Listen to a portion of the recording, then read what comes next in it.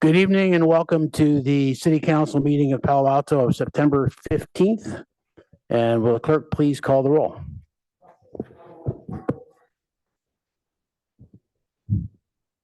Councilmember Lithcott-Haynes. Here. Vice Mayor Vinker. Here. Councilmember Rechtel. Here. Councilmember Burt. Here. Mayor Lowing. Here. Councilmember Liu. Here. Councilmember Stone. For the record, 6 present. And I believe Councilmember Stone will be running a little late. But Yeah, exactly. Thank you. Okay, welcome all. Are there any agenda changes, additions, or deletions? No changes this evening, Mayor. All right, then we can move immediately to public comment. Mayor, we have 18 requests to speak, and that is with one group of 6. So that is 12 individuals and one spokesperson speaking on behalf of a group of 6. On behalf of a group of 6? Correct. Okay, so they can do 9 minutes and everyone else will do 2. Our first speaker is Peter B.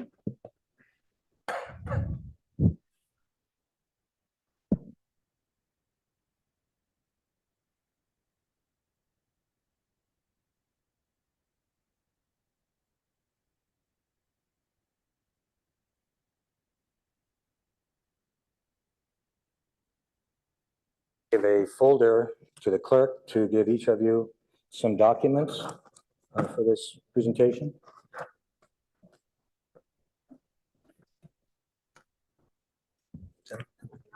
Go ahead. Okay. Can you pass those out to the council members? Okay. Okay. First, I'd like to thank the mayor and the council for giving me this extra time to speak with you this evening. And I'd like to acknowledge the 5 people that came with me that are all residents of Linton Gardens, where I am a resident. And to kind of interfere with what I'm trying to say, I want to be able to speak the truth to power. And that's what I believe this group is. And I've been working on this problem at Linton Gardens here. By the way, I'm Peter Barling, and I live at Linton Gardens. And since January of this year, we've had a very, very serious problem going on at Linton Gardens. And I've been working with the police department, with the district attorney's office, and with many other people I communicate with, and they can't believe what I'm telling them. And what I'm telling you now is I'm here to speak truth to power. And what I hope is only coming out of my mouth is the truth. One of the things that I want to discuss in a kind of a general way is doing what's right versus doing what's wrong. And I'm going to go into that in pretty big detail here. And I'm trying to read my notes up here, my narrative. I've been living at Linton Gardens for 16 years, so I'm not a newcomer to Palo Alto. I know that I've never been to the city council meeting until last week when I was sitting up in the back. And I heard that, or I had a difficult time hearing. I have excellent hearing, so maybe the clerk can up the volume if they like. I am, again, one of 400 elderly and vulnerable people who live at Linton Gardens. And I notice in the criminal report relative to this case, they marked as me being the victim. There are a lot more victims, including the 5 people I brought here this evening. There are over 400 victims at Linton Gardens here in Palo Alto. Change the slide, please. One of the things that we all received from the housing administrator was a cover letter with a document that is a release from liability for all of the for the property owners, Front Porch, Community Services, and also for Caring Housing Ministries. They're the property management group. And we got this cover letter from Donna Quick, who's our housing administrator, asking all of us to sign this release from liability so that the owners and the property management company will be relieved of the burden of liability if we pull the alarm cord in our bathrooms and no one responds, meaning someone is probably going to die. So this is a life-threatening issue that I'm trying to bring up to the council. And I'm hoping that you, in position of your power, can do something about fixing this pull cord alarm system so it is functioning and there is 24/7 coverage and it is being responded to. If any one of us pulls the cord, either located in our bathroom or our bedroom, we happen to have a bedroom, no one is monitoring that. And I've tested it 16 times over a period of several months. There was no monitoring and absolutely no responding. I could be lying on the floor bleeding to death or very seriously injured, and they're expecting us to find our cell phone and dial 911. I mean, if you're seriously injured, you can't see clearly, how are you going to find your cell phone? How are you going to be able to see the keys to dial in the right number? These are old people. Maybe their phone is up on top of their dresser drawers or kitchen table, whatever. What they know is there's a cord that they can pull on in their bathroom that when they pull it, you don't hear an alarm. All you see is a red light come on. But that red light tells you someone is monitoring 24/7 and making sure that there is a response to your need for help. And it has not been happening. And I have the proof of that by photographs of my alarm system that I took when I turn the alarm off or turn it on first. I take a picture when it's off and I take a picture a few seconds later when it's on. And then I take another picture just before I'm ready to turn it off. And then I take a picture when it is off. So I have the amount of time in between that no one is monitoring and no one is responding. And again, I've done this 16 times and some of those times have been over long weekends. Next slide, please. So basically, who benefits when they don't monitor and they don't respond? Well, it's not the residents. It's not the six of us. It's over 400 residents that are then their safety and their lives are at risk because no one is monitoring and no one is responding. So who benefits from release of liability? The property owners, not the residents of Linton Gardens and their families. And there are 400 elderly and vulnerable residents whose safety and lives are still at risk after 9 months of me trying. The police department and the district attorney's office are doing zip, and our lives, our safety and our lives are at risk. So my suggestion to this group, the council, mayor, follow the money. Who benefits from not monitoring and not responding? It's not us. Next slide, please. Now, I've been working on this, like I said, what's the time? 3 months. I've been working like this for 9 months now. 9 months with the police department and the district attorney's office. And they just recently closed the case. I had a terrible time getting permission to download my criminal report. But I finally got permission. I downloaded it, but that took months. But who's responsible for that not monitoring and not responding? The property owners, Front Porch Communities and Services, Property Management, Caring Housing Ministries, Linton Gardens Housing Administrator. The release from liability equals elder financial fraud. That's not even mentioned in the criminal report.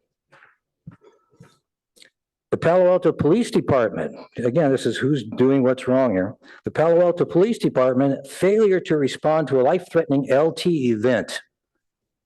No one is monitoring, no one's responding. The Santa Clara County District Attorney's Office, failure to respond to life-threatening LT event. Same thing as the police. The call for aid system is not functioning. That's the new term that HUD is using for that particular alarm type system. It's not functioning. So we've recently, back in May 16, had a HUD inspection. And a HUD inspection, they have a 7-page document that's in the packet that I've given to you. And right now you don't have to look at it, but if you look on the next slide, please. In that document, which I should be able to read, well, it's kind of hard even from these distances.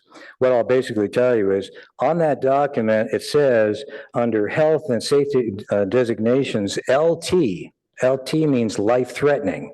And underneath the correction time frame for life-threatening, it says 24 hours. That means they're given 24 hours to correct that system if it's not functioning. And if they don't correct it within 24 hours, they fail the inspection. They don't get a D minus, they fail. Down farther on that blue strip, it says standard. What's the Inspire standard? That's called for A, the new word or name for these emergency pull cord alarm systems. And then if you look at the next column over, it says deficiency description. If you put something in front. Sir, we're up to 1 minute more. If you put something in front of your alarm system, then that's a no-no. But the next one is system does not function properly. If it's not functioning properly, meaning there's 24/7 coverage and no response, they get LT checked on their inspection report, and that means you failed the inspection. You don't get a D minus or a C, you get a failure. Now, I'm running out of time here, so I'm going to try to make this very quick. We need to get that emergency pull cord alarm system back up and functioning. I'm hoping that this organization will back us and every one of the other 400 plus people that live in Linton Gardens. I give you the mic back. Thank you. Our next speaker is Ward T.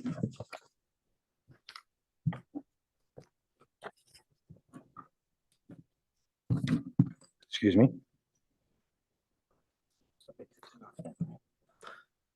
Hi, everybody. Ward Thomas in the Ventura neighborhood.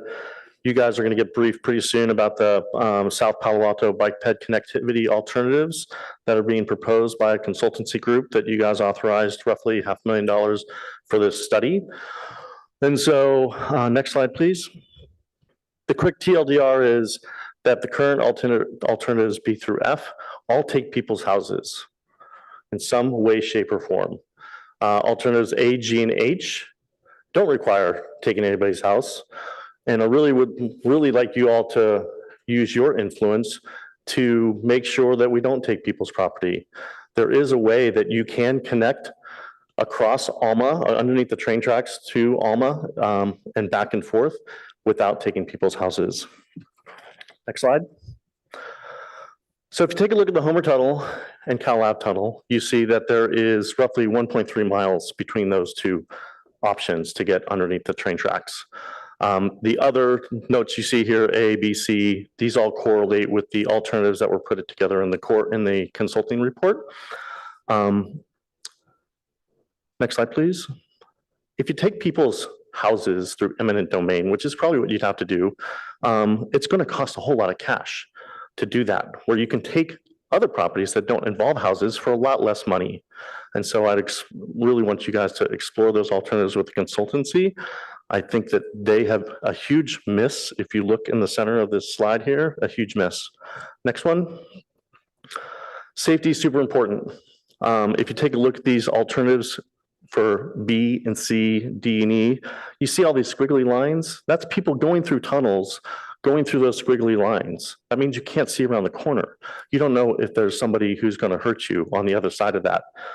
So in conclusion, I would say model these tunnels based off of the California Avenue standard. That is a simple straight through. Please finish reading up. Thank you very much. Our next speaker is Ronnie F., followed by Diane M.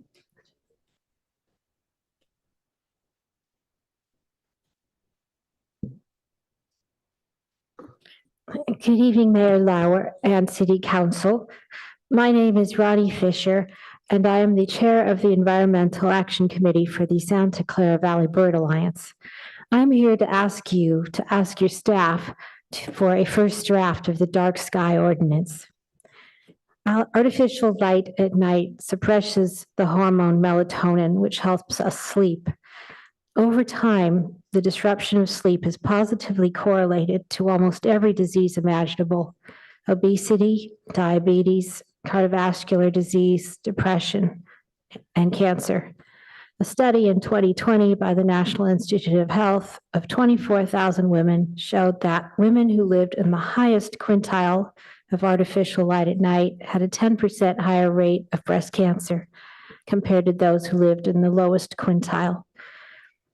By designing lighting using shields, timers, and warmer tones, we can protect sleep and restore a healthier relationship with the natural world and our bodies. darkness is medicine. Since I have time, I want to add one more thing. I live in Sunnyvale, and my little HOA complex has bright lights. And often people argue that bright lights prevent crime. But even with our new bright lights, we have had thefts of cars at gunpoint under these bright lights with masked people. We can't see their faces. So please direct your staff to return to you a first draft of a dark sky ordinance. Thank you. Our next speaker is Diane M., followed by -L.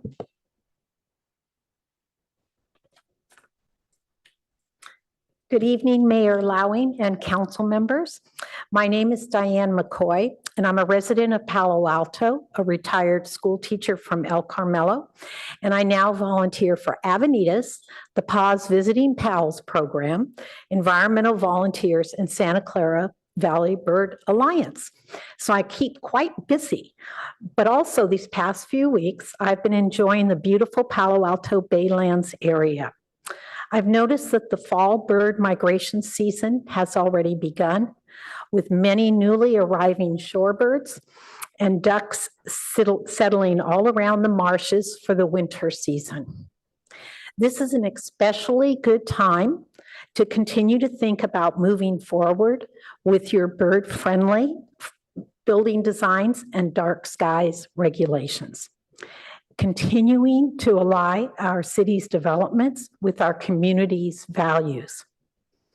An estimated 400 million to 1 billion birds die each year in building collisions in North America, and 44 to 90% of those deaths occur at low-rise residential structures. Birds and nature bring much joy and good health to many, many people of all ages. For a chance to show leadership, let's make sure our buildings reflect our value as a green, biodiversity-friendly community. Please make sure ordinances are clear and comprehensive so that efforts truly make a difference. This coming September 20th, I think it's Saturday morning at 8 a.m., I will be leading a bird watching field trip out at the Palo Alto Baylands. Come and join me if you'd like.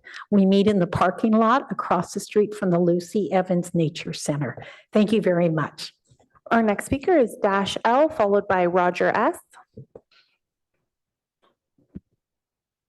Hello, Mayor Lowing and Palo Alto City Council members. My name is Dashiell Leeds. I'm the Conservation Coordinator for the Sierra Club Loma Prieta chapter. I'm here to talk about the dark sky ordinance. The city's been working on this ordinance for over a year. It's been reviewed by the Architectural Review Board. As some of you on council know, it's been reviewed by the Planning and Transportation Commission, and this council has also reviewed the ordinance, where you gave great, specific, clear direction to make some improvements to the ordinance and for staff to return to you with the first reading. I think the ordinance, with your direction, is in a great spot to be considered for a first reading, so I hope that you move urgently to bring this before you for adoption. Thank you so much for your time and consideration. Our next speaker is Roger S., followed by Avro S.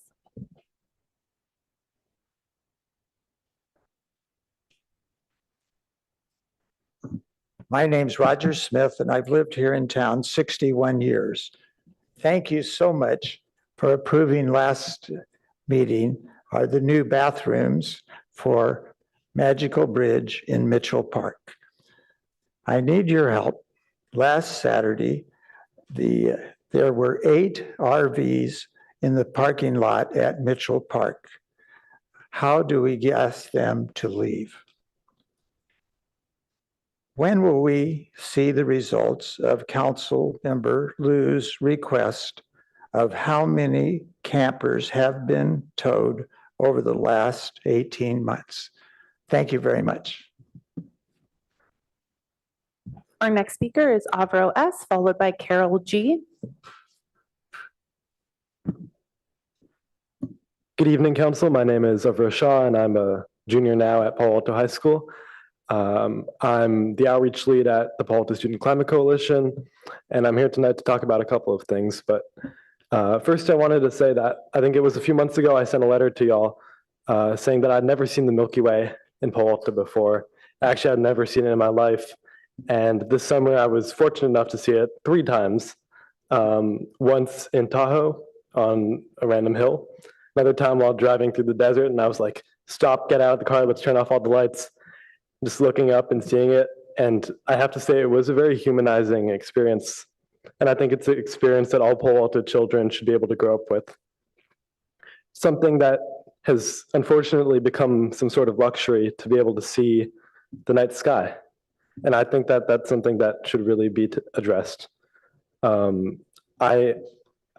really hard to put to words what you feel just looking up at the Milky Way and understanding that we're just a tiny little blue dot in the middle of everything. I strongly urge the council to expedite actions regarding the dark sky ordinance, to take action on this, because I think that it's really, really unfair to so many Palo Alto children that we've been deprived of this. I step out at night and it feels like it's barely even dark just because of all the street lights, all my neighbors' lights blasting up the whole night. And I think just a super, super important thing that we should be taking care of. You'll hear from my colleagues at PASC about a couple of other things tonight, but I really ask you to hold this in your hearts and to take action on something that I feel to be a very common sense environmental issue. Thank you very much. Our next speaker is Carol G, followed by Om R. Greetings, City Council members and my fellow Palo Altans. My name is Carol Garson. I'm the founder and producer of Third Thursday Cal Ave Music Festival. And guess what? This week is Third Thursday. From 5 to 9 p.m., our theme is Let's Dance. And this is about bringing the community together, not just around live music, inspiring joy, but getting out there and dancing, because nobody really cares what you look like. If you get out there and you move, it creates joy, it creates connection in our community.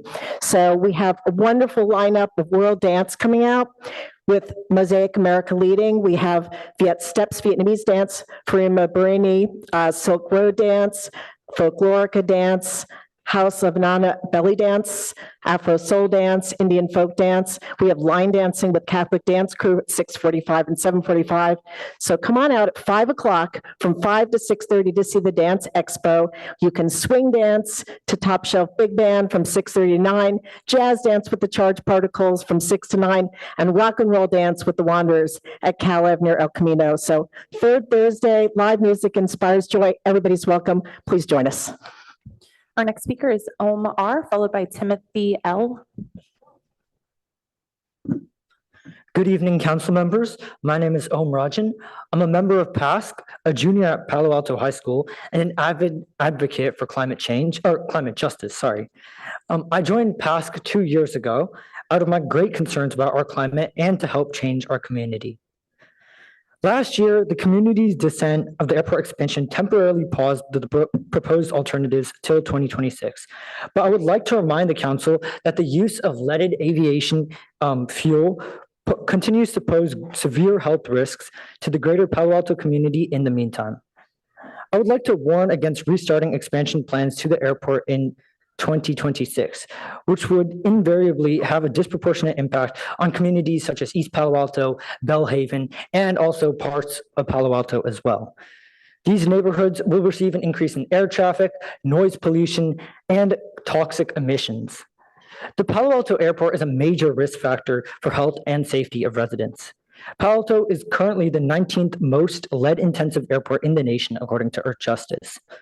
Increased flights will result in higher emissions of dangerous particles, nitrogen oxides, and even lead from aviation fuel, which is directly linked with asthma, cardiovascular disease, and developmental issues in children.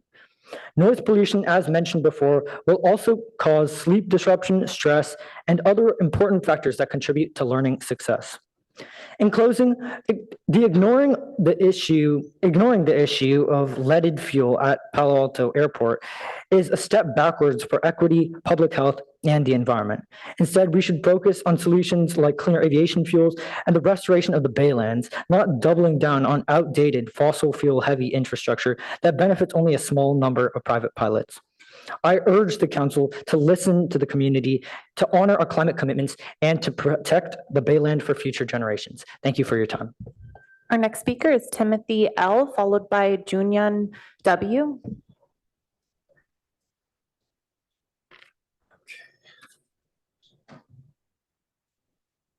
I'm ready. Good evening, Mayor Loring and council members. My name is Timothy Lee, and I'm a member of the Environmental Action Committee, and I come to you as a representative of the Homestead Climate Club. Light pollution doesn't only affect health, it also affects education. 1 year ago, I visited Arches National Park and saw the true beauty of the night sky and all stars. That experience inspired me to join citizen science projects focused on mapping stars. But here in Palo Alto, many constellations are simply invisible. When students cannot see the stars, we lose a vital spark of curiosity that has guided scientists for centuries. Local STEM programs, from Stanford's Astronomy Center to high school science classes, are directly limited by our overly bright skies. We are unintentionally closing doors for future astronomers, physicists, and environmental innovators. Light pollution also disrupts bird migration along the Pacific Flyway, which passes directly through our city. Birds rely on the stars to navigate, but excessive lighting draws them off course, causing fatal collisions and population decline. For students of biology and ecology, this means fewer opportunities to observe a natural migration pattern. Instead of being a living classroom, our environment becomes a reminder of preventable loss. The solutions are simple, low cost, and effective. Fully shielded fixtures that direct light downwards, warmer bulbs, specifically at 2,700 Kelvin, that reduce light glow, and motion sensors or curfews that ensure light shines only when needed. These measures save energy, cut carbon emissions, and reduce city expenses while restoring the night sky and protecting wildlife, in turn protecting the future of Palo Alto's most forward-thinking students. Thank you for your time. Our next speaker is Junyan W, followed by Aiden M. Good afternoon, Mayor and council members. My name is Junyan Wang. I'm here tonight to ask you to expedite the dark sky ordinance and ask you for it to be on the agenda right away. I live in Palo Alto and lead bilingual birding walks that introduce our beautiful Bay Area birds to our diverse communities. In the past 2 years, I myself engaged several hundred participants and they express their love to birds and our environment. Our fall bird migration has already started. Every night, songbirds and shorebirds fly over Palo Alto on their way south and may stop here to rest, refuel, or spend the winter here with us. Let's welcome them responsibly and reduce light pollution in our city. Please move forward with the dark sky ordinance quickly. Thank you. Our next speaker is Aiden M. Good evening, council members. My name is Aiden. I'm currently a junior at Palo Alto High School, a member of PASC, and have more recently served as vice chair on Palo Alto's inaugural Youth Climate Advisory Board. Thank you so much, first of all, for making Palo Alto a leader in sustainability, including making progress in the bike and pedestrian plans underneath the train tracks in Central. Now, as the world is facing giant challenges in climate change, it's more important than ever to go further. PASC has been working on passing the Polluters Pay Climate Superfund Act, which will make the multinational fossil fuel companies that are responsible for and profiting from the climate emergency pay. We strongly encourage you to pass a resolution to endorse this bill on behalf of Palo Alto. The Superfund Act will direct Cal EPA to complete a first-of-its-kind comprehensive study of the true cost of climate damage and ensure polluters pay their fair share. The funds proportional to company emissions will support urgently needed projects, development, and emergency responses to climate disasters. New York and Vermont have enacted their versions of a climate superfund similar to this one. The people of California deserve justice too. So far, 3 out of 4 of California's biggest cities have endorsed this bill. We believe that Palo Alto, as a leading city in sustainability, should amplify this momentum and hold the biggest California companies and polluters accountable for their emissions. We strongly urge your support for the Polluters Pay Climate Superfund Act now. We've made emails, we sent emails to each council member and the council as a whole. In each email, you'll find a link where you can sign on to support this important measure. Through that link, please support the resolution to hold polluters accountable and protect the people of Palo Alto and California. Thank you for your time. And that concludes public comment on items not on the agenda. Okay, thank you to all for your comments. And now we'll move to comments from council members, comments, questions, and announcements. Uh-oh. First, we'll rearrange the decks so I can see the lights. Anyone have any comments? Councilmember Lithcott Hames. Thank you, Mr. Mayor. First, I'd like to report that I attended just trying to find the exact correct name, the Multi-Faith Voices for Peace picnic on 9/11 out here in front of City Hall. It was a wonderful gathering of people representing many, many different communities, religious communities, ethnic, racial communities, and so on. A really beautiful showing of the diversity of our city and the interest in coming together despite our differences. In terms of upcoming events that I'd like people to know about, this Wednesday, two exciting things are happening. The first is it's our final Cubberley Community Master Plan meeting. So Wednesday, the 17th, 6 to 8 p.m. And it's an opportunity to hear where the consultants are in terms of listening to our desires and needs for this building. You have an opportunity to give your own input and continue to be a part of the process. So I urge anyone who cares about the future of this beloved but dilapidated building to come out for that meeting if you can and make your voice heard. Just prior to the Cubberley Master Plan meeting is something I'm sponsoring called Young Minds Celebrated. This is my fourth installation of a youth pop-up performance event where youth sing a song or play an instrument or give a talk in front of a very friendly audience. It's not competitive. Nobody earns anything or wins anything or is required to do anything. It's a low stress opportunity to just be yourself, share who you are, and be supported by your community. It's going to be held outside 414 California Avenue, and it's from 5 to 6 p.m. on the 17th. So it's a free event. I do think we may have a popcorn machine, fingers crossed. And if you want to support our youth in just being who they are in front of a friendly audience, please do come join us. That's the 17th at 5 p.m., 414 California Avenue. Thanks. Councilmember Vinker? Oh, Vice Mayor Vinker? What's that? Oh, I'm sorry. Councilmember Burt was first. Okay, I just wanted to draw attention to two important bills that were passed by both houses of the state legislature. The first is SB 63, which will allow a ballot measure to go on the ballot November of next year that would be a potential half-cent sales tax for funding of transit agencies of 5 counties, of which Santa Clara County is one of the participating ones. The second is SB 79, which is the bill that will allow by right high-density housing within a half mile of transit stations. That's not a half mile of where transit is bordered, but actually it's defined, as I understand it, a half mile of the edge of a parking lot of a transit station, and would go within a quarter mile up to essentially 7 stories. I think very high floor area ratios, very high densities.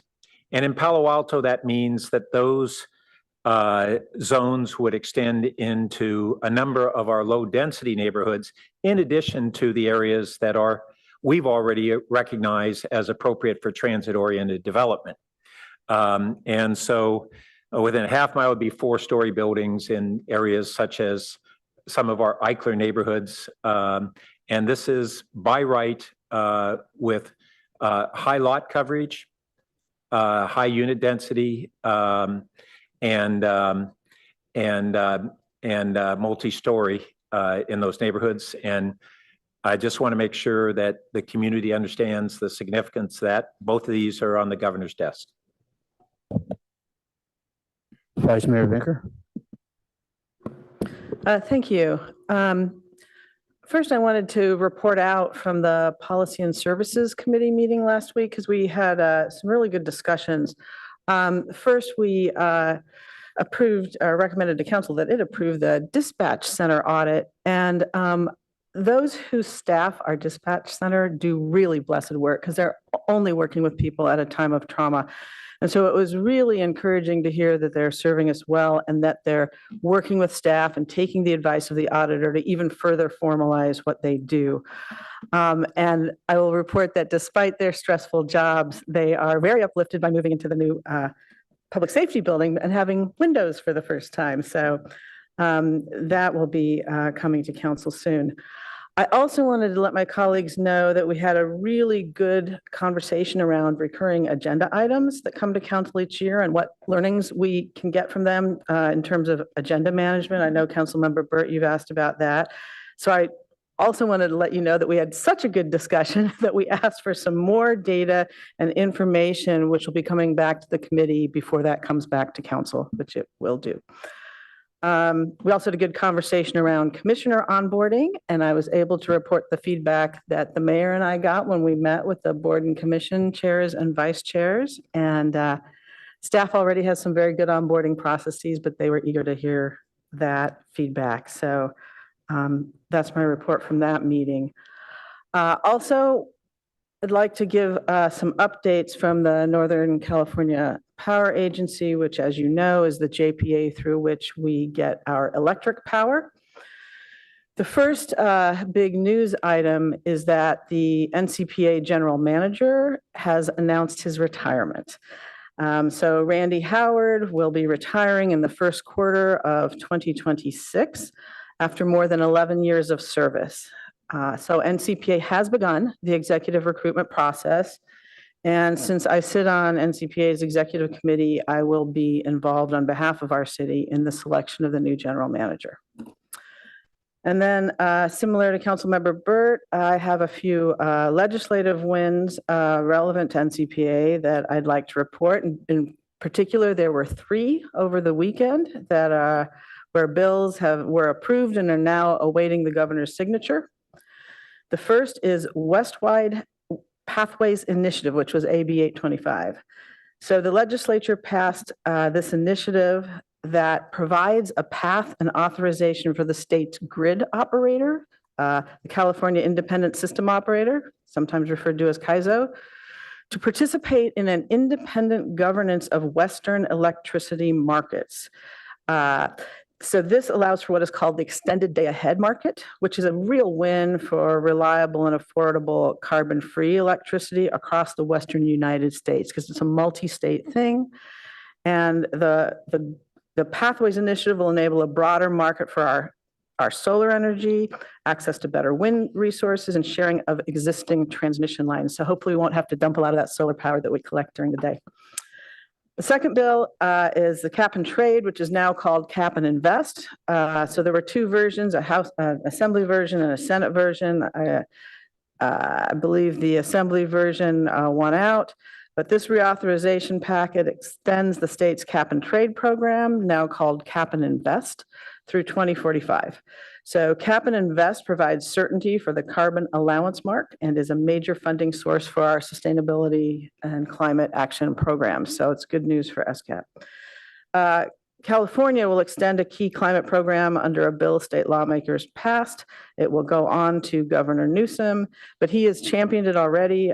So we expect that he will sign that in response to the administration's environmental rollbacks. And most of you know, but this was this reauthorization comes about 5 years before cap and trade was set to expire in 2030. This was something that was launched actually back in 2013. Finally, this is specific to Palo Alto and very important to our own climate goals. The Large Hydroelectric Extension on the Renewable Portfolio Standard, otherwise known as RPS, AB 1273, passed. This bill extends the large hydro extension from 2030 to 2045 so that publicly owned utilities like Palo Alto, we don't need to over procure excess renewable energy. when hydro supplies are available. So this should save our city's customers about $2 to $3 million per year. So I very much want to acknowledge and thank Assemblymember Joe Patterson, who sponsored the bill in which this provision lived, as well as Senator Josh Becker, who strongly supported getting it through the Senate side. So as the bill heads toward the governor, I just want to acknowledge this has been a multi-year effort by our staff in coordination with the NCPA staff, and it looks like it's going across the finish line. So a big thank you there. And finally, on a somewhat different note, obviously there's been a lot of discussion recently about the unacceptability of political violence in the wake of the murder of Charlie Kirk. And it has Americans everywhere of all political leanings talking about polarization. And as you know, that's a large reason why Sibling Cities USA was launched in the first place. So, I mean, people thought it was maybe overly dramatic back when we said, President Eisenhower launched Sister Cities International to prevent a World War III, and we launched Sibling Cities to prevent a Civil War II. So I want to let you know that we are holding a town hall, a virtual online town hall, because we want not just people in Bloomington and Palo Alto, but people anywhere to join us, and it will be called Polarization. What should we do about it? And so this is the first time I'm announcing it. We had planned this before that murder, but now we've accelerated it. So I'm announcing it for the first time tonight. It'll be online Sunday, October 26th at 1 p.m. Pacific time. And so I'll get more news out to you electronically, but I just wanted to let folks know that there will be an opportunity to grapple with this with your fellow residents here and elsewhere. Thank you. Councilmember Stone. Thank you, Mr. Mayor. Just a quick positive update from the City Schools Committee on Thursday night. The City Schools Committee discussed the JED Foundation partnership with the City of Palo Alto. We're seeking additional kind of guidance and confirmation from the school district on the type of help that they would be willing to provide the JED Foundation and the City of Palo Alto in the pending partnership that I believe is going to come to council on September 29th, still on the consent calendar. The city manager can correct me if that has changed. The committee fully endorsed on a 4-0 vote to recommend that this council approve the JED Foundation contract when it comes to us at the end of September. And the committee also voted 4-0 to refer back to the school board reconsideration of entering into a partnership with the JED Foundation or another third party that does similar work. So the JED Foundation is moving forward both at the city and at the school district level, and I think it's an exciting development in our work on youth mental health and preventing additional suicides. Thank you. Okay, I'm going to make one comment. The children's library reopened on Saturday, and I'm going to mostly introduce Ed Chicato, who's going to give comments on this in his city manager comments. But I first want to just express my own personal delight to be the featured storyteller at the end of that thing, which went on for a long time. And there were a lot of delighted kids and a lot of delighted parents. And I had a very, very capable helper in my 3-year-old granddaughter who really got into it. So it was just a delightful event, and the city did a heck of a job just getting that thing organized and executed. Part of the library staff, just a joyous example of how our residents use our facilities like the children's library. I mean, it was jam-packed, and it was just a wonderful vibe the whole time. So thanks to the library staff and to the city manager. Okay, that's it for comments. So now we're going to go to our study session, which is 414 Cal Ave.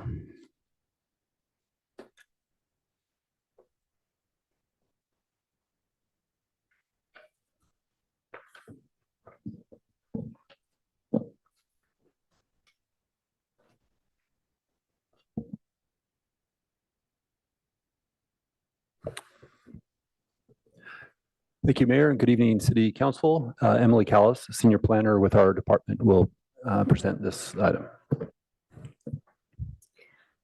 Hi, good evening. My name is Emily Callis. I'm a senior planner and the planner for this project, 414 California Avenue pre-screening. Next slide, please.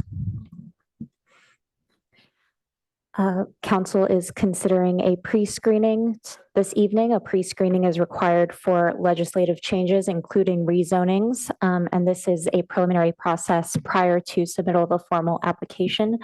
The purpose of a pre-screening is to solicit early feedback and does not result in any formal action. Therefore, City Council should please refrain from forming firm opinions supporting or opposing the project, as the proposal may return as a formal quasi-judicial application. Next slide.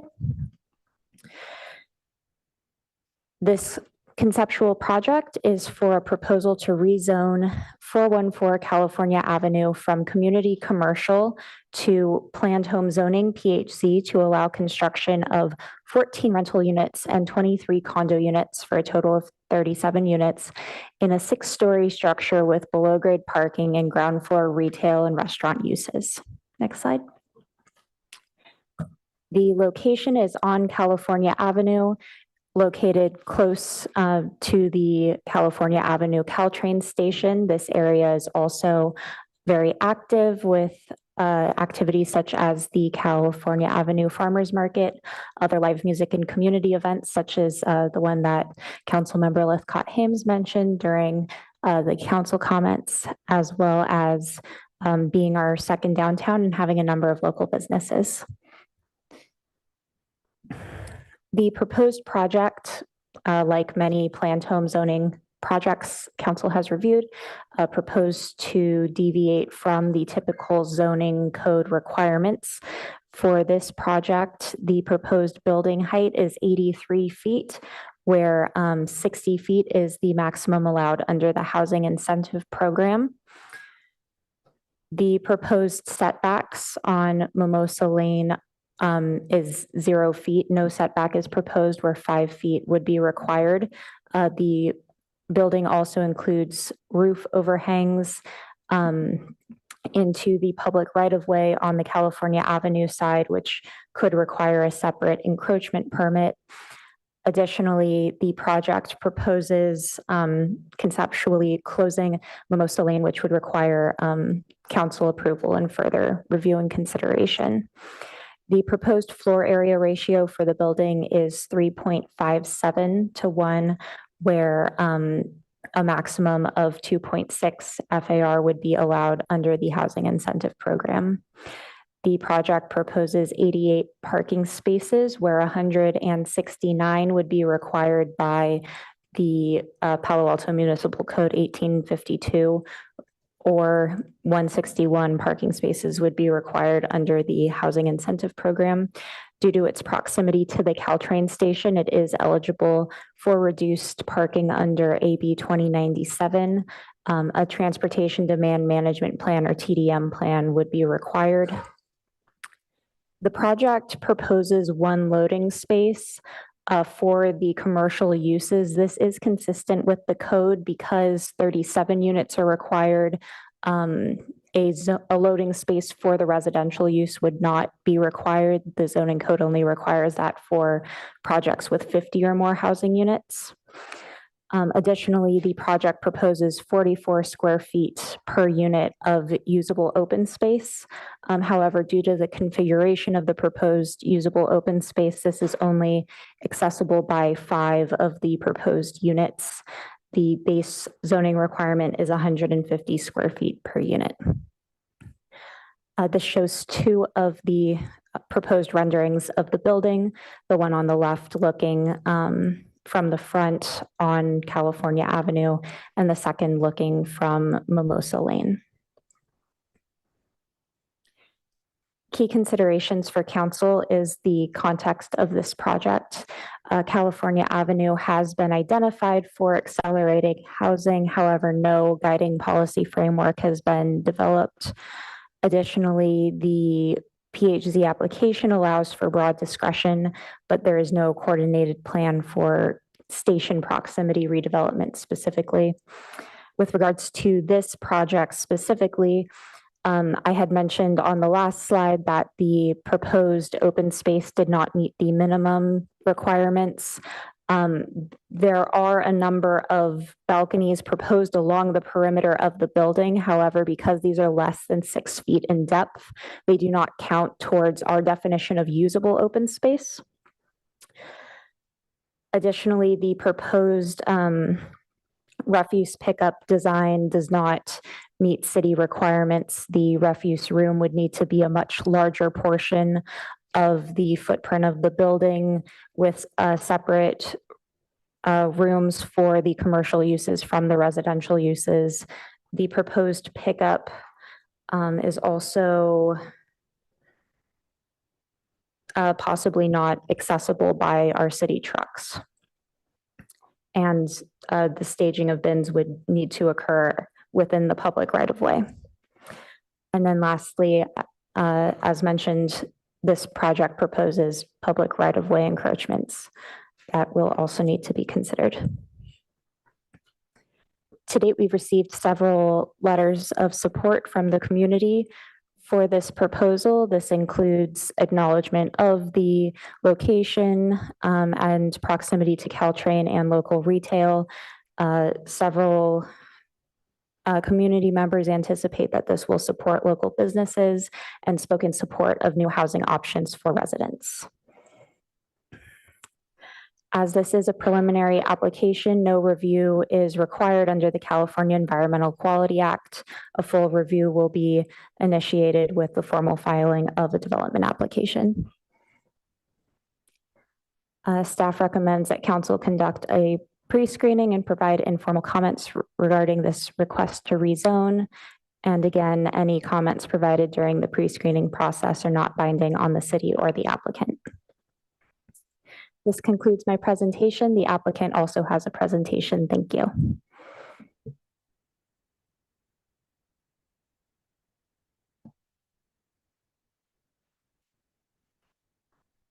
Is the applicant here? Okay.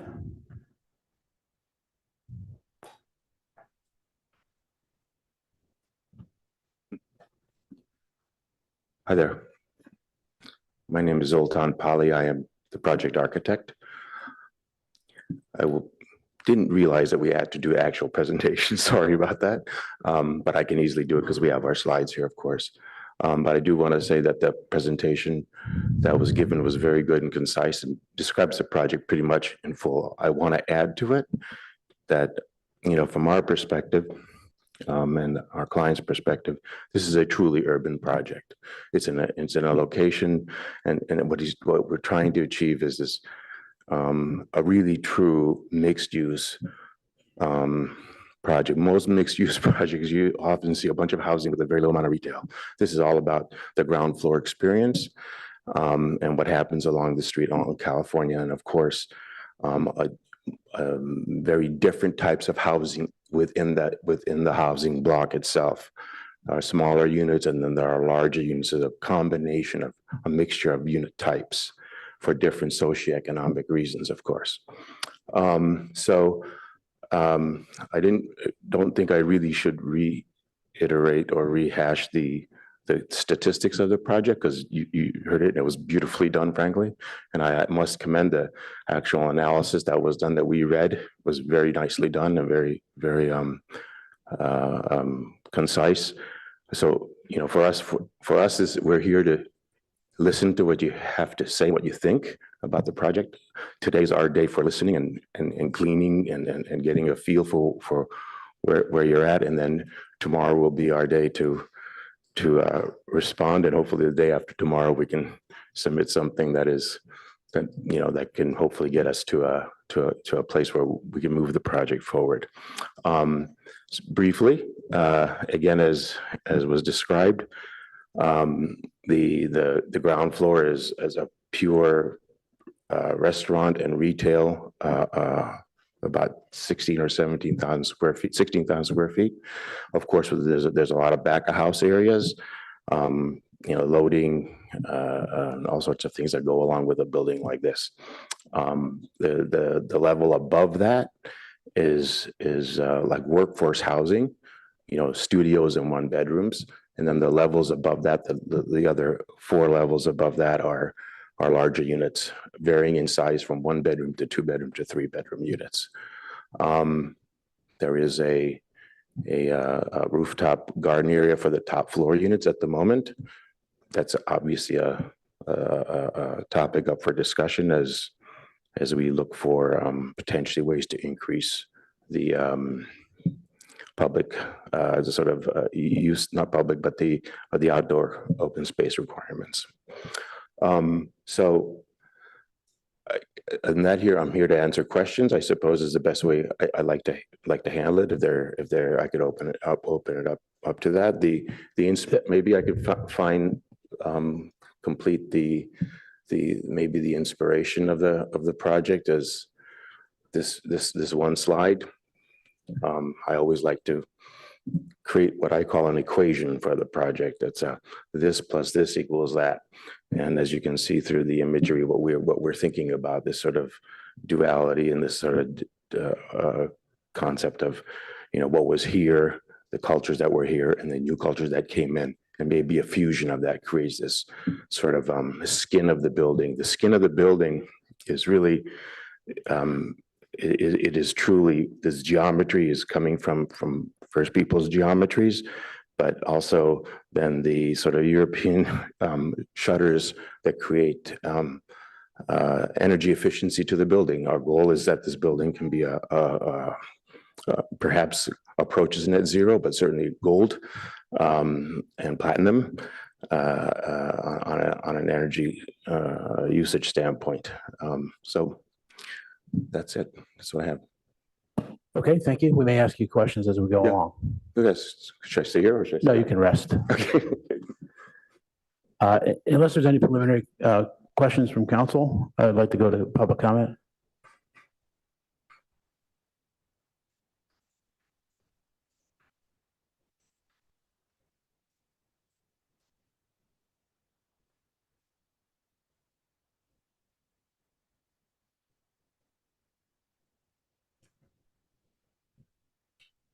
Our first speaker is Deborah G. How long do I get? 3 minutes.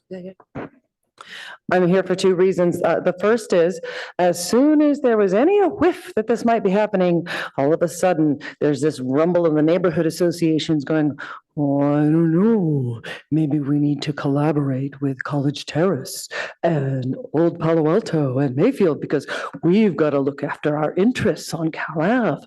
Who knows what they might, I'm not kidding, I'm not exaggerating. This is a kind of the vibe you get from a certain demographic in there. And I'm like, I'm so sick of this. It's not even going to affect them. And so that's one of the things I'm like, oh, please don't listen to them. What I'm really afraid of with this project is we're going to get a repeat of 660 University, which I think is an absolutely totally inexcusable length of time to get that project built. And I'd like to hear from the council what they plan to do to make sure that, oh, hey, let's get this done in 2 years. I think that's a reasonable amount of time. The other reason I'm here is I'm hearing from all sorts of people online, this picture has gone out and people are from far away as Mountain View. Oh my gosh, this is so ugly. I can't stand it. It's so ugly. But here's the thing. You know how we got this ugly building we're in now? This is an ugly building. It looked good on a 2-dimensional piece of architecture paper. You look at a 2-dimensional drawing, and if it looks good, the 3-dimensional is not going to look good. At least that's been my experience. And I'm not an architect. I have no idea what this is going to look like. But I'm hoping that kind of chatter is going to be just kind of dismissed as not necessarily relevant. Certainly, that building is not going to be any uglier than what was built on Cal Ave and is still there in the 50s and the 60s. It has got to be improvement over that. I'm sure it will be. About Mimosa Lane, do they want to close it between Cal Ave and New Mayfield, or also between New Mayfield and Cambridge? Because that's the segment that is next to the parking garage, and you can't close that. just that.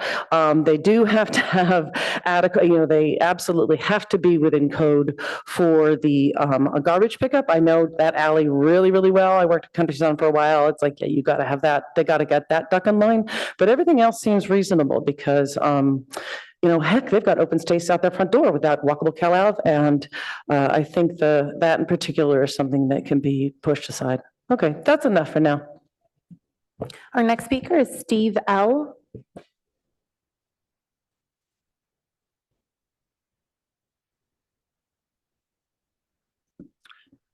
Good evening. This is a great place for housing.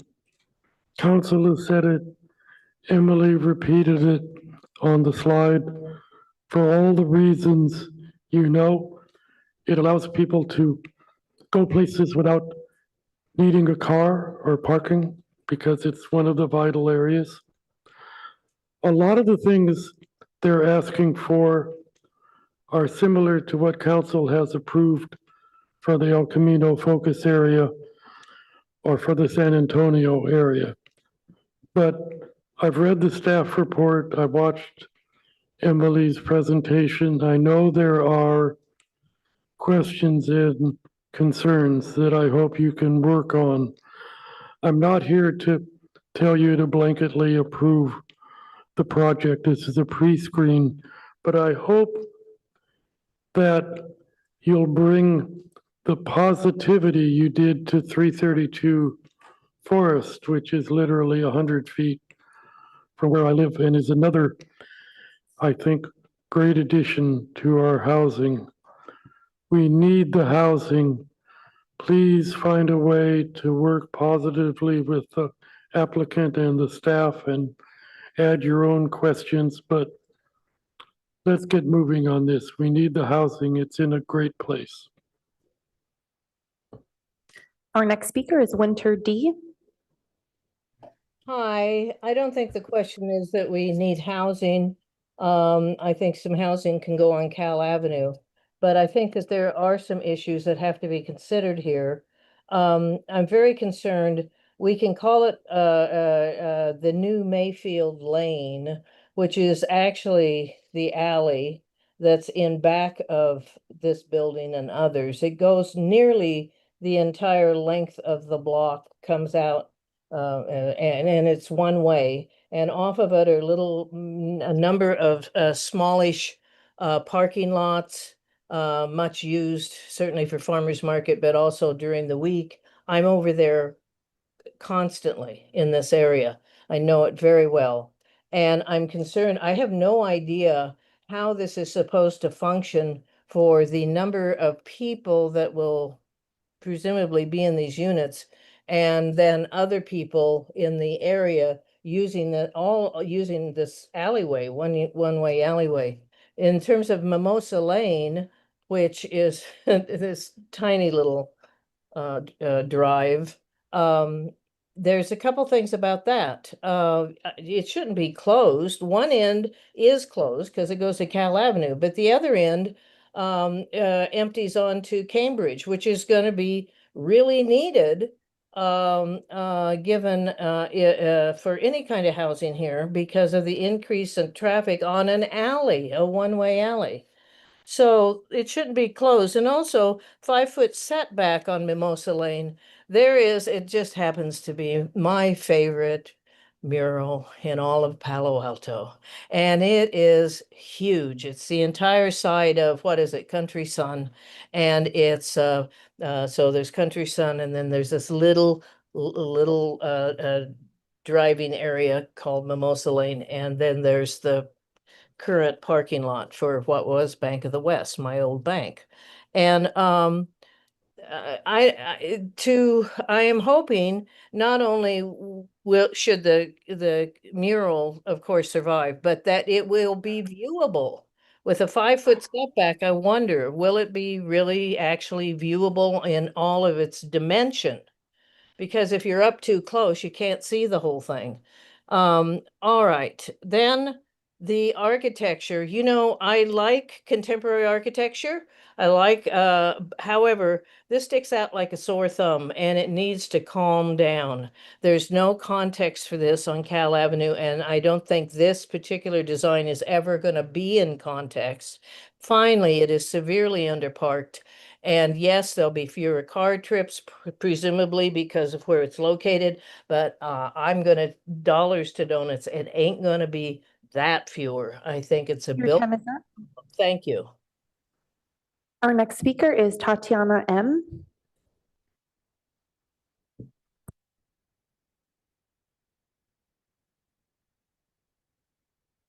Tatiana, you should be able to unmute yourself and speak. Hi, can you hear me? Yes. Thank you for your patience. This is Tatiana. I represent Country Sun. Thank you, Winter, for your words. We have some concerns about the design for the public right-of-way to Mimosa Lane. We depend on that lane being open for our deliveries on Tuesdays and Friday. Also, we have a lot of reservations about construction being right up against our property line. The mural is a huge piece of our history. It's also a drawing point, and we feel like it's our right to advocate for that painting.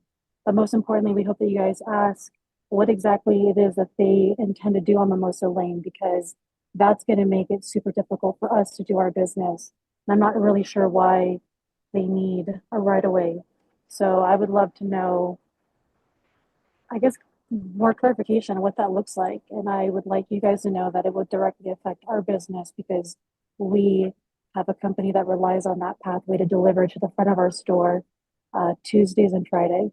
And that's it. Thank you. And that concludes public comment on study session item 1. Thank you very much. Okay, let's come back to council for questions or comments. We can combine them. Let's just be sensitive to the time as we ask the questions. So you can light up the lights.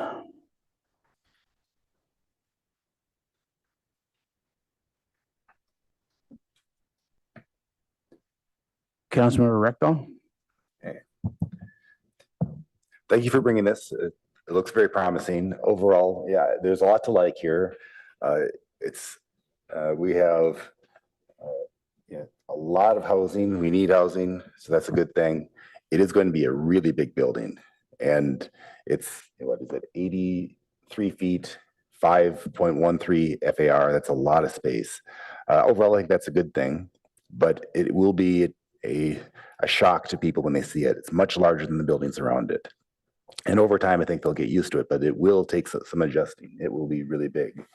The design, I'm not an architect. When I looked at it first, I thought that's a little much. And I'd be interested to see what the ARB thinks. I've heard a lot of comments about it that people don't like it, but I've also heard people thought that it looks better than a concrete block. So I think that we may get used to it. We may not. I'm not, like I said, I'm not an architect. But like I said, the stats of it, I think there's a lot to like. I like the fact that we have 4 retail units. You see a couple restaurants and then a bakery. It's just not, a commonplace development. I think it will be really a center of Cal Ave, add a lot of vitality to Cal Ave. So that is a good thing. We're letting you go up high. I really don't want to go up and lose that setback on the side. I think I would rather have you stay within the envelope, have the height, that's fine. I don't like the roof encroachment, and I don't like giving up that Mimosa Lane setback. I think though that's space that we could use for other things. I'm worried about fire. I'm worried about access on Farmers Market. This is gonna be a big building, and if there is a fire there, we're gonna really want that Mimosa Lane to be accessed. So I don't support giving that up. Let's see. The roof decks, the fact that they're private, that just doesn't seem equitable to me. I would rather see a design where anyone who lives there can access those roof decks. I think they're going to be lightly used, and so if you can spread it over the whole unit, I think it would be much better use of that space. Otherwise, it just becomes someone's backyard, and I think here. I'd rather see everyone be able to use it. There's no ride share loading.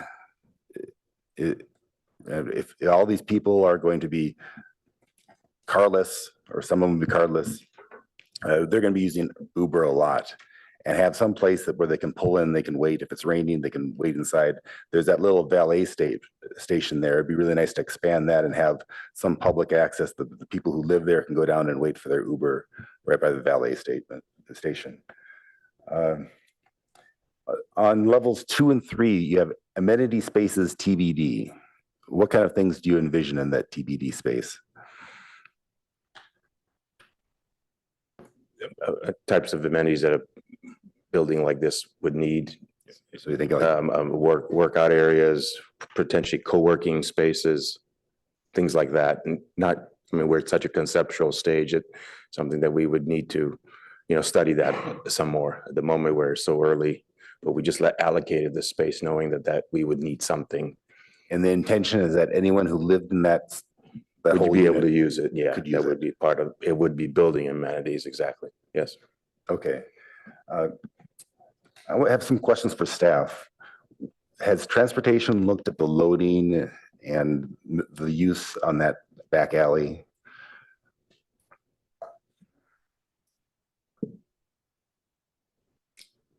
It would definitely be reviewed further as a part of a formal application. I believe I would need to check to see what comments precisely transportation has provided to date. It'd be really good if the transportation weigh in that, because we have the ramp that goes down to the parking. You also have the loading zone. Just make sure that we're not overloading the small alley. And has fire looked at this also? The proposal to close the Mimosa Lane, has fire weighed in on whether that's acceptable? They have not specifically commented on that aspect of the project yet. Okay. Yeah, so overall, it's a big building. Like I said, I think that's overall a good thing. But I think I'd want to keep it within the current envelope. For not being an architect, you understand the plans very well. And I hear everything you've said, and I think that there isn't an item that you mentioned that can't be worked on and made it more into what you've said. So I think they're all very doable. Yeah, I view my criticism as constructive. Overall, I think this is a good project. Yeah. I would love to see that built there. I'd love to see people living on Cal Ave. I think that'd be good for everybody. So, thank you. Okay, thank you. Councilor Stone. Thank you, Mr. Mayor, and thank you to the applicant for submitting this project, your interest in more housing, especially on Cal Ave. I really appreciate your spirit of today's pre-screening, that you said you were taking this as a listening moment and the real work begins tomorrow. And so appreciate your openness to some of our feedback and constructive criticism, because I agree with Councilmember Rectal. I want to see this project move forward. I think there's a lot of good here, and I think there's a lot of areas, maybe more on the margins, that can be improved. Just a couple of questions for staff. There was, I guess I was a little confused on number of parking spaces, because I read pages 9 and 13. It said there's 74 total parking spaces.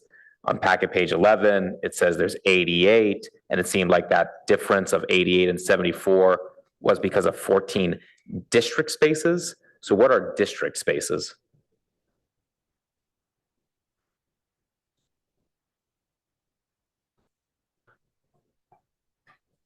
The district spaces refer to the California Avenue Parking District. It is spaces that the existing building paid into the local parking structures. Okay. So since the existing building paid into it, it's kind of credited then for the new applicant. That's correct. Perfect. Thank you. And then, do we know whether so I understand that the percent of BMR units is at 18.9%, not at 20%. Has there been conversations with the applicant for a future design to get that number up to 20?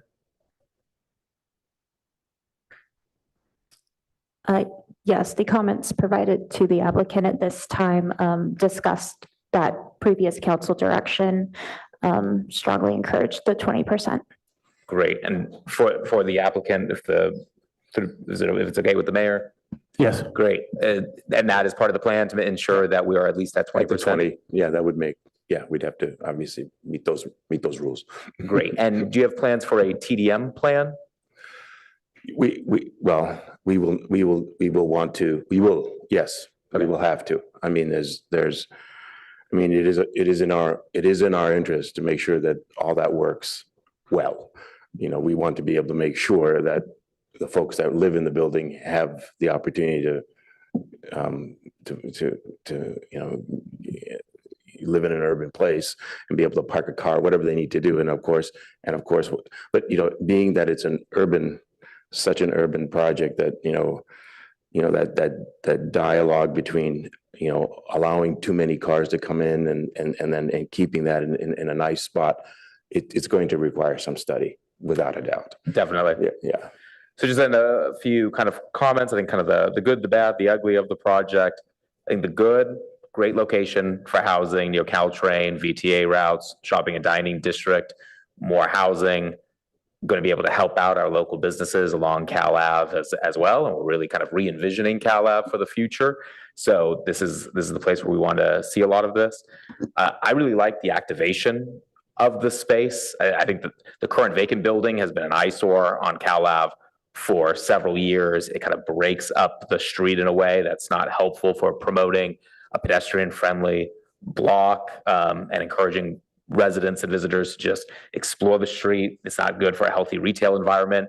So I like the idea of possibly improving some of the public right-of-ways on Mimosa Lane and the outdoor dining activity that's going to occur there. I think it's a more challenging policy discussion on the public right-of-way and what we allow, we don't. But I like the potential, and I can see this really being a strong anchor on Cal Ave. Like the mixed use of the space with the additional restaurant and retail uses, the housing above, great. That's the kind of thing that we've talked a lot about on the council over the last several years, that more kind of European type of design of retail and shopping and housing above. So thank you. The bad, the building is very large and out of context, especially for the adjacent one-story buildings. It's going to be a large addition to Cal Ave. But of course, that being said, the Molly Stones project as currently proposed is going to tower over everything and will dramatically alter the character of the street. So, and while I'm hopeful that we're going to be able to negotiate some of those changes, it's still going to be a large project. And so that makes me a little less concerned because this is not as far out of context as the Molly Stones project, but still quite large. But I don't think that's a deal breaker here. I'm concerned about some of the setbacks. I think the ugly, but you already talked about it, which was great. The BMR requirement, if it wasn't at 20%, that would be a non-starter. So glad you're adjusting to that. And I too don't like the use of open space being a rooftop deck for private residences. That should be open to all residents of the project. I don't like the idea of being able to buy open space. That should be prohibited. So in my mind, so that would definitely be a no. I think that space should be activated for the rest of the residents. And then a little bit of mix as far as kind of feelings. The project is underparked, but I also recognize under state law, this project could have 0 parking spaces. And so I think this strikes a good balance. I do agree. I'm concerned about there's one loading space, which I understand could be both for packages and for Uber. I'm concerned about that. That seems very limited. And then again, what I said earlier, I have a mixed mind on the encroachment into the public right of way. Don't like the idea of private control over the public right of way, which should be kept open to the public at all time. But at the same time, this seems to just better be activating the existing right of way in a way that I think would benefit the city and public better than it is currently being used for. And it's kind of seeing the design of kind of where that encroachment is with the overhang is not as concerning as this could be in other scenarios, but that scenario I'm still kind of struggling with myself, my own kind of philosophy of that. So those are my thoughts. Thank you. Thank you. I want to clear out one thing regarding those, oh, sorry.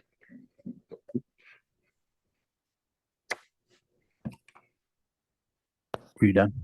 Sorry. We're just checking on the batting order here. So Councilmember Lou. Thank you. I'm really glad that this site is moving forward. I was really worried about when the Bank of the West space would practically get something. And this is obviously a major investment on Cal Ave. So I'm excited about that. I want to confirm the existing state of Mimosa Lane with staff. Right now, there's a bollard at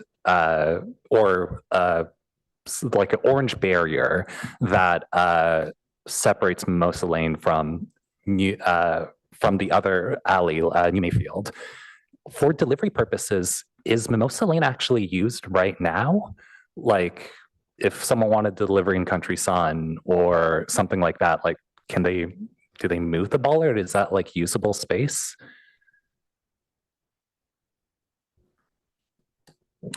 So I think in addition to the bollards, there are some planters that may be located there. Okay, right, planters And so now. I think Okay. that may limit through traffic, or at least, well, it's Cal Ave being closed limits through traffic. But I think that's one of the things that we flagged in the staff report is an area that we needed to examine further, the implication of closing that to deliveries and impacts to other businesses in the area. Right. But right now, if there's an orange barrier and or planters, it is de facto closed for deliveries or businesses or any vehicular traffic down Mimosa Lane. So I think it could theoretically be an improvement if there was a, mechanized bollard that could move up and down for deliveries or things like that, right? Potentially. Okay. And is the applicant proposing to pay for the improvements on Mimosa Lane? So this is a conceptual design. We haven't delved into the details of how the project would come forward, but certainly any improvement that the applicant wanted to make on public property would be something that we would expect the applicant would pay for. I think it also is alluded to in the staff report. This is a little bit different for our typical plan home zoning applications where we set the two parameters of, meet the affordability requirement and produce more housing units than would be needed for any jobs generated. Because this is encroaching into areas of the public realm, the public right of way, I think that opens the door for a continued dialogue in the PHC process to talk about those public benefits further. Got it.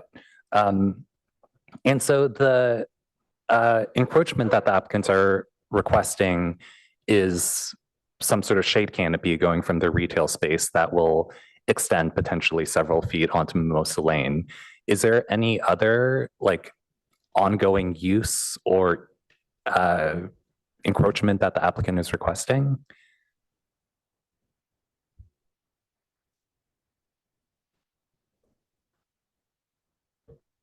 So the roof overhang encroachments are on the California Avenue side. Okay. And potentially also on the Mimosa Lane side. I would need to double check, but there is Mimosa Lane, which is the public right of way, and then there's the existing parking lot, which is part of the subject parcel, and so that would be incorporated into the building footprint. Right, understood. I think on balance, having some shade canopies, as we see in downtown or Cal Ave, or just many other retail contexts is fine. I think they're not asking for anything like, well, if they hypothetically wanted outdoor dining along Mimosa Lane or other activations along Mimosa Lane, that's something that they'd have to apply for and that we would discuss after this project moves forward, and there'd be no guarantees of anything like that, presumably, of course. So just to recap my thoughts, this is a great place for housing. I'm not too concerned about aesthetics. I know that's a personal issue, but I do like the public commenters' idea of calming things down a little bit. That's not a strong take from my side. I'm okay with the volume of parking. I think based on what I've heard that closing Mimosa Lane is actually a win, that it creates more vibrant street space. and it's not clear what the downside would be relative to its current state.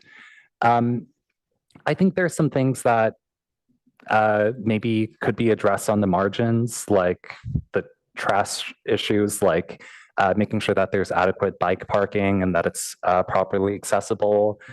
I think, the flexibility on outdoor space, like on balconies, the balcony width, that's marginal. That's not an issue for me, but I also do prefer shared and open rooftops. I want to get to 20% BMR. I also want to understand what the most equitable breakdown of space could possibly be. I appreciate that 1 in 5 floors or that there are 5 floors of housing and one of them is effectively dedicated to be affordable. So that's like 20% of the space. That's great. But putting them all on the second floor is a concern to me. I would generally want there to be sort of more equity between units and unit mixes. And those are my comments. Thank you. Great, thank you. Councilmember Lithcott-Hames. Thank you, Mr. Mayor. Thank you to the architect and the applicant more broadly and to staff for putting this together. Overall, I'm excited about housing on Cal Ave, housing in a mixed use context. I am not as concerned as some of my colleagues about the size, given that Cal Ave is undergoing a revitalization. Right now, it's a lot of effort and resources being invested in activating this street further. And I'm not concerned about the parking, given that it's 37 residential units with great parking garages nearby, so close to public transit, and the state law saying we can't require it. I don't love the exterior, but that's a personal preference, I suppose, aesthetic perspective. I do appreciate the references to the patterns the indigenous people of our region used. I love that you're drawing on that. I actually love the stuff that you had in the slide in the bottom left-hand corner, this multicolor context, but that's just me, and I don't think what I think about it really matters that much. I am surprised and sad that you didn't seem to know that you were to make a presentation, because I would have loved to have heard about your plan for example, the first floor. You've mentioned a restaurant or maybe a couple of restaurants. I would love to really hear what that is intended to be about, why you're excited about that. Also would love to hear why the property owner was interested in purchasing this property and what their interest in being here as opposed to presumably any number of other places in the Bay Area or elsewhere. Why here? I imagine there's a good story there, something that might help us imagine further what Cal Ave could entail. So with the mayor's permission, could I ask the architect to say more about that first floor restaurant space? Yeah, just recognizing that this is still conceptual, right? So. Yeah, I guess what I mean is there's a lot going into this building. It's very intentionally designed, and I don't think we've heard enough about what that first floor is intended to do. So can you give us an executive summary? I can. Great.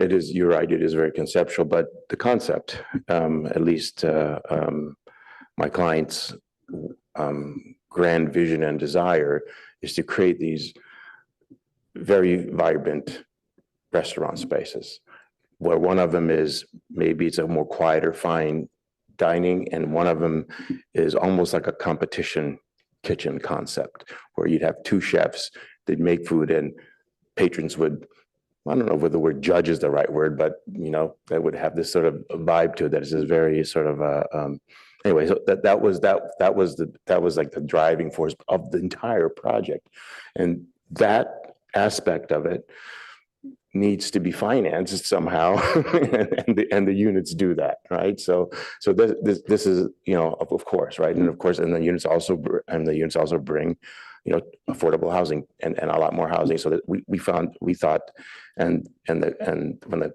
client came to us, they said, well, this is just a perfect spot. This is just a perfect spot for what I want to do. And he's been talking about doing this not just here, but in other places in the world. So this is a I should say almost in a way, it's a passion thing. Besides just a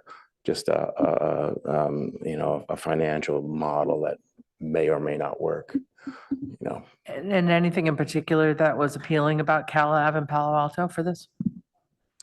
Well, the client lives here, and I wish he could speak to that, but I think they recognized what's happening, and I know from my own experience, similar things where I built my building in a certain neighborhood.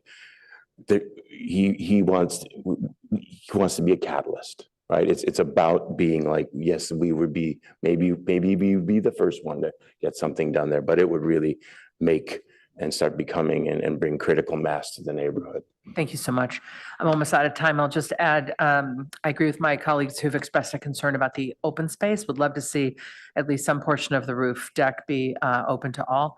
And I did note that staff says Cal Ave is identified for accelerated housing, but no guiding policy framework has been developed for Cal Ave. What would you like to see from us in order to make that happen? So yes, the council has identified this. I forget when, but we do have that as a motion from the council. I think the challenge then and now has been just the resources and the amount of work that we have. We're working on 2 area plans and a whole host of housing element implementation programs. I think the council recognized that at the time when it wasn't elevated on the objectives work plan discussion to be something that we are working on now.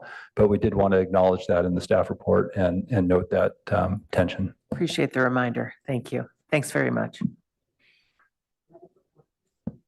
Vice Mayor Banker. Thank you. I concur with much of what my colleagues have already said.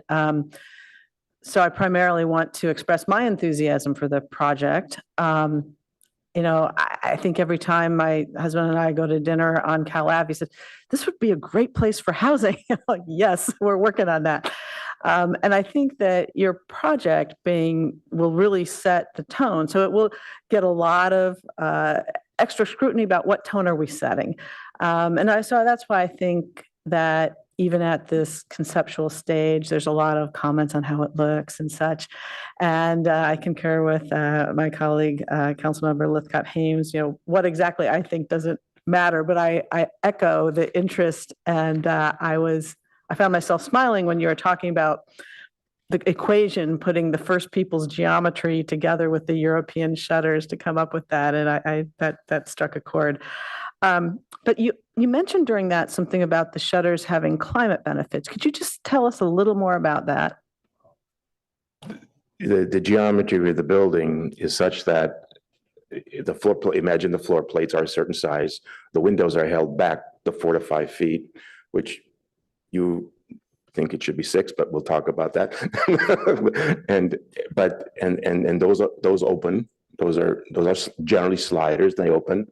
And so this plate acts as a balcony, and the shutters are on the outside of that, right? So you basically have a screen, which is intended for use by the owners or the occupants of the building to adjust. So when there's a bright sun coming in, you can adjust it, or you can have it mechanically adjusted, which is a topic we've talked about. But the idea that the facade has an adjustability to it, a dynamism to it, that actually looks different during different times of the day because of the different seasons, because people react to the way the sun is hitting them, right? And therefore wanting to create shade and be able to cut your energy load down. Basically, at the end of the day, it's about the sun. Interesting. Sounds like some of the art museums that have the various shutters to protect the artwork. But that's quite interesting.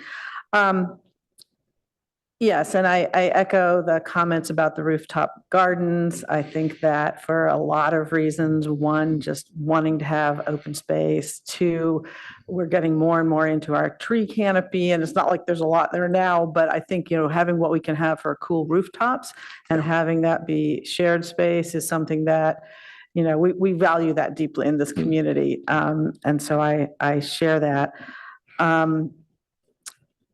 I am also intrigued and excited about the activation. A lot of the things that Councilmember Stone spoke about, the outdoor dining, et cetera, and I know that will be further developed.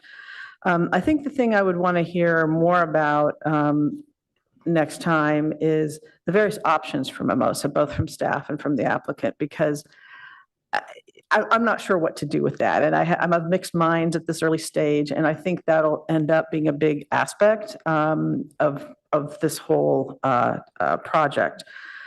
Yeah, we'd like to see it activated. Yes, I'm sure. Okay, I think most of my other comments would be redundant of others, so I will stop and just say thank you for bringing this forward, and I'm eager to see it come to fruition. Councilmember Burt. Thank you. So I've long been an advocate that we really embrace rezoning for the Cal Ave and the downtown area. I believe that the council action that really directed that was my advocacy for it, and that I was disappointed that we weren't able to incorporate that more in our housing element. But as Director Late said, it has a lot of complexities, as we're seeing in the downtown housing plan. It's not simple to really figure out what's the right set of incentives and how does that work under the myriad of state housing laws that take whatever we do and then compound them. And we don't get what we actually zone for. So we have to really be very thoughtful and deliberate in those areas. In this case, I really want to encourage my colleagues to realize this is an 8-story building. Is that correct? 7-story building, 85 feet. And about, I guess, more than about triple the height of anything nearby. And it's a design, this is a very interesting architectural design and very much a statement building, not one that is designed for the context of Cal Ave, even while we're recognizing that we are willing to embrace increased density there in order to increase the housing on Cal Ave and retain ground floor retail. This is not a preliminary design that is thoughtful about context. It is about itself as a statement. That's not what I want to see on Cal Ave. I want to see innovative architecture that also cares about the context. And I'm not an architect, so I can't say what that would look like, but I'll know it when I see it. So aside from that, just a few other comments. The canopies over the right-of-way, I think are great, and we actually ought to embrace that as policy, and it shouldn't be an exception. I'm more concerned about balconies over right-of-way. I'm concerned about the footprint being a 99% lot coverage. I've never seen a project that much, and to do that, they just need a whole series. Almost every one of the well-designed zoning concepts that we have are being proposed to be waived, whether they are the open space, parking, that's more of a struggle, but the setbacks. The issue on Mimosa Lane, if it is not required for deliveries, either a farmer's market or Country Sun, then I do like the concept of turning Mimosa Lane into an active pedestrian space.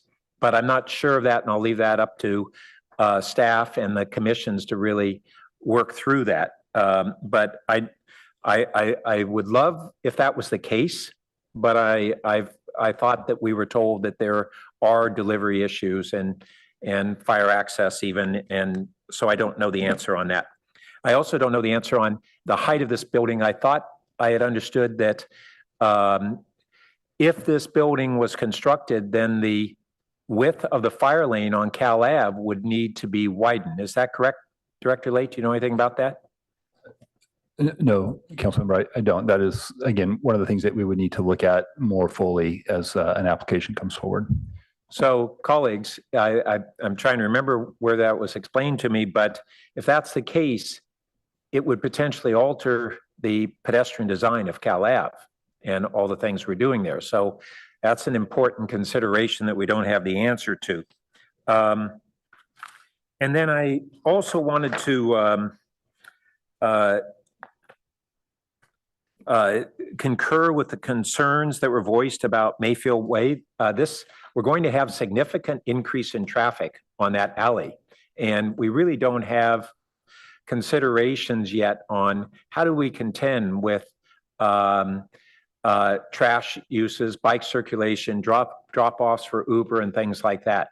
So looking at a project and saying, well, we love the density of the housing there and the amount of housing units without those other considerations, I think is really looking through a narrow lens, and we need to look at the overall context much more.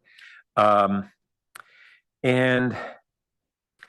so those are my main considerations. Also I concur with Member Liu on really needing to have the bike storage, the ground floor. You can't expect people to haul their bikes upstairs. So I think there are a lot of issues with the project as currently proposed that are important issues. And I caution us to be too enamored with, gee, we want more density of housing. Let's throw out the rule book, as opposed to allow variances where they're appropriate and thoughtfully done. Thanks. Okay, I want to weigh in. I would substantially say that my template for my comments is Councilmember Stone with an important amendment of what Councilmember Burt just said, is that in a number of these areas here, I got concerned that, you know, there's a lot of touch points to the building, and this is completely conceptual, but we just want to make sure that you're aware of those, like all of the stuff that has been brought up by all my colleagues. And, you know, the alley is a big deal, becomes a very big deal, particularly if Mimosa's closed. So, you know, you push the envelope, or what do you do? What's that thing? You squeeze the balloon and it comes out somewhere else. So I just want you to be, you know, attentive to that. Overall, what I wanted to say initially is that, you know, this council pushed to have more housing in Cal Ave ahead of schedule. And it came up in the context of retail as we were considering how do we help retail. Well, if more people live there, that would help retail. And that was the catalyst.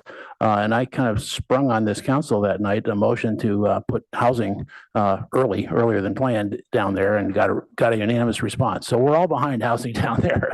That's not and it's a place for some height. There's no question about that. How much is, you know, debatable. But the other thing I wanted to do is to thank staff for recognizing what they also told us that night when we had that motion, which is that they aren't going to have time to figure out a new master plan for Cal Ave. And here we are now, and we've got applications, and that's going to happen. So we have a choice. Are we going to wait now? No, we're not going to wait. We got to get moving on this, and we want housing there. So we're just going to have to plow forward with some considerations from architects and developers that, as you've heard from some of the comments on architecture, that whatever building goes up there, that's not going to set the new standard for the whole area, because other people are going to have other ideas. So I want to make that comment. And I also think that, you know, we don't have to decide, we can't decide tonight on these issues of public right of way, but I think it's very much valid to debate those points. If we're changing our comp plan, that's like somewhere between changing the Constitution and, you know, changing a Bible. So it doesn't mean it can't be done, but we need to really go through that with some thought about if we're really going to do that, and how it impacts all the rest of the neighbors. So with those two adds to what those two folks said, I think that is the extent of my comments that are not additive. And the only other thing is that, you know, we're not the ARB. So you have to understand that. We have to understand that. But I think your vote tonight is 7-0 that this building needs some work compared to what we're seeing. And my thoughts are really that, it doesn't have to be spectacular. It doesn't have to be, something that's on Fifth Avenue or something. It has to be contextual, but we don't want you to feel it has to be contextual for what's there right now. We understand that for doggone sure, right? But you're not the ones that necessarily setting the new standard for what the whole area is going to look like because we don't have a plan there. So, but I would encourage you to keep going on this and kind of work it back and forth, and I think we can get there. Okay. We have extra questions. Councilmember Lithcott-Hames? I apologize. I have just a tiny +1 to Councilmember Liu. I agree with the concern of putting all of the below market units on one floor. It tends to lead to a segregated experience, and I would rather see the affordable units sprinkled throughout. Councilmember Liu, is your light? Okay. All right. Any other comments? Any other ads? All right. Good discussion. I hope that was the listening session you were looking for. Okay. Thanks a lot.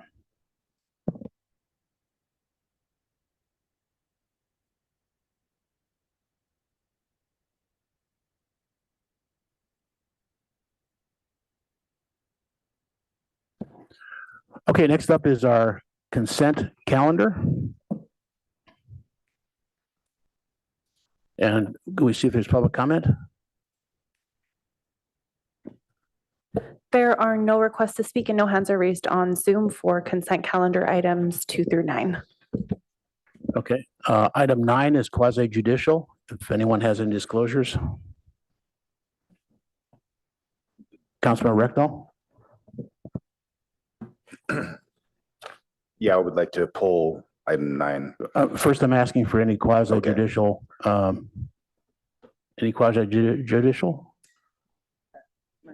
Go ahead, Vice Mayor. I just have to say that I have to recuse from item 9 because it involves Stanford University, for which I provide legal services. So I will not be commenting or voting on item 9.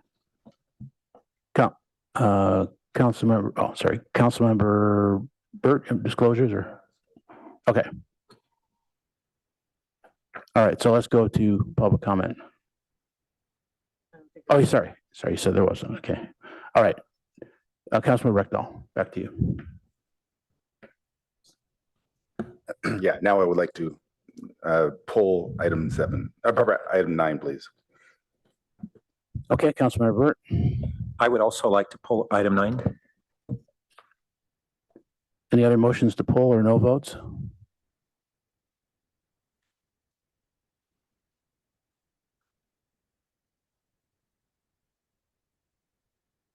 I see no lights. So I need a motion.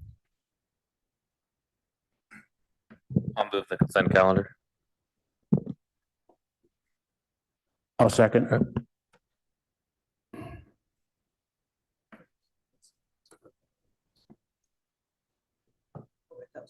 Yeah, I will be registering a no vote on number 9.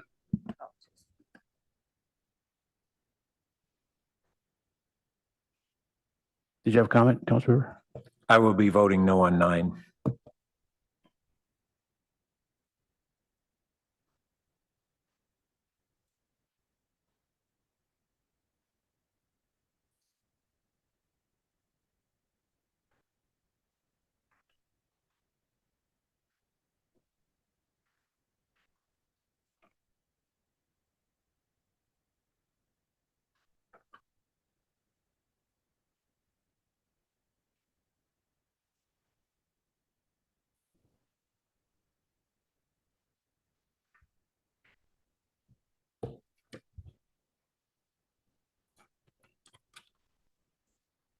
Okay, the motion's up on the screen. Any questions about that?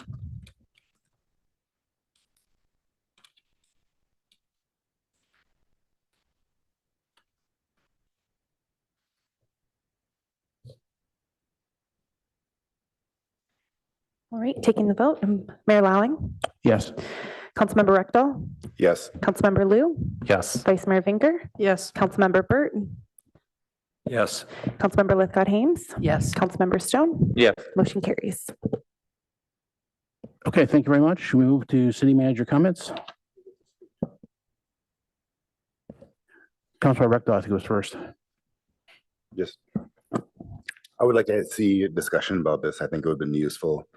PTC really didn't discuss the whole issue. They had just a portion of the issue. They didn't understand the other plans that are going on for the station area. They didn't understand the ULI, that Urban Land Institute, that is going to be looking at this. And so it really was taken out of context when they approved it. Councilmember Burt. Yes. As you know, we've been working on a VTA-led planning process for the near, medium term, and long-term uses of the station area. This proposal is really for the near and the medium term use of a building of 7,500 square feet, which is an important component of that area. Unfortunately, our process doesn't allow us to speak to a consent item unless we vote no. And so this is one that I feel as strongly about a no vote. I rarely vote no on a consent item, and as strongly as I think I've felt in a long, long while. It's a great disappointment that Stanford is proposing to use this building essentially for storage. And we had discussions with Stanford representatives over the last year about this prospective proposal. The request of our ad hoc at the time was, let's meet and see if we can come up with some collaborative approach that would meet Stanford's interest and yet meet the objectives of activating the station area, which unfortunately, when this went to the Planning Commission, the only reference to the comp plan is for policy L29, which encourages the reuse of existing buildings. Well, in fact, we have a whole series of comp plan policies and programs that speaks to this, and unfortunately, they were not included in the staff report, and the Planning Commission did not know about or did not look at those policies, and I'm disappointed that they didn't research it more themselves, but first obligation is an objective analysis by the planning department to state those policies, and they make their recommendation, whatever that may be, but to objectively state all pro and con policies. And very often, comp plan consistency has some policies it's consistent with and others that it's not. In this case, it has one that it's consistent with and multiple ones that it's not. That station area is supposed to be, the buildings there are supposed to be contributing to a gateway presence, to an activation of the transit use there, to things that really activate this area, and this instead will be dead space essentially for 5 years.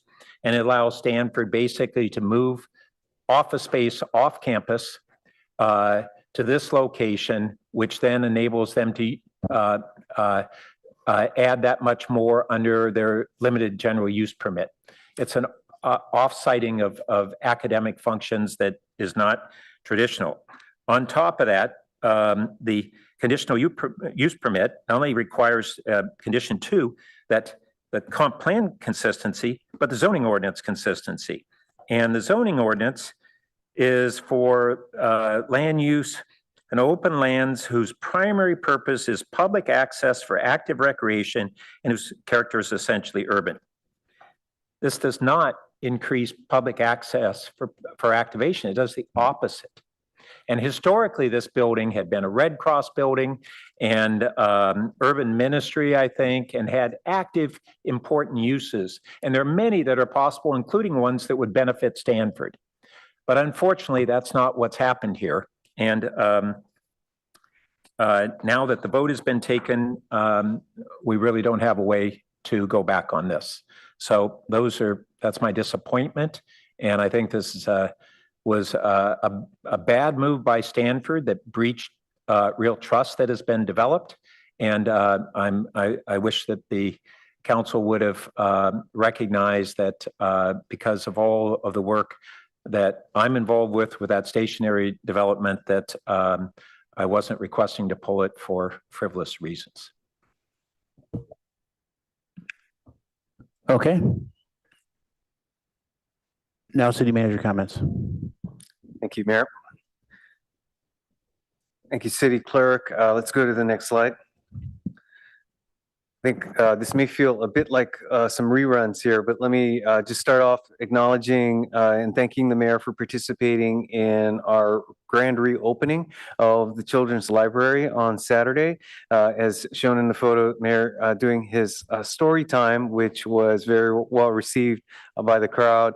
The modifications to the children's library are noted here with really kind of a brightening of paint and carpeting, repairs, and some upgrades, as well as the installation of our automated materials handling that will be a significant improvement at the facility. And as I've heard stories a little earlier today, just I know adding to many warm memories over generations that Palo Altans have had with our children's library. So just the latest upgrade among our facilities and the offerings to the Palo Alto community. It's noted at the moment that really our libraries really are the crown jewel of offerings that the city has for the community.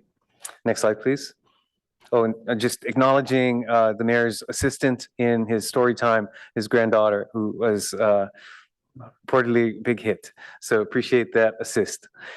Then also continuing with the accolades, our new public safety building was awarded the Structures Award by the Silicon Valley Business Journal, and our public works staff was present last week to receive that award down in San Jose as the best among public and civic projects recognized by the Business Journal. The City Council is well aware the police and fire departments have started to move into the facility. This will occur over the next several months, really concluding with our 911 dispatch center, as well as a number of really vital operations for the city. And we look forward to setting that date for the celebration that we'll be having at the facility. Next slide, please. Then looking forward, maybe not so positive, but nonetheless important to share with community preparation for warm weather expected this week through Wednesday, potentially into Thursday.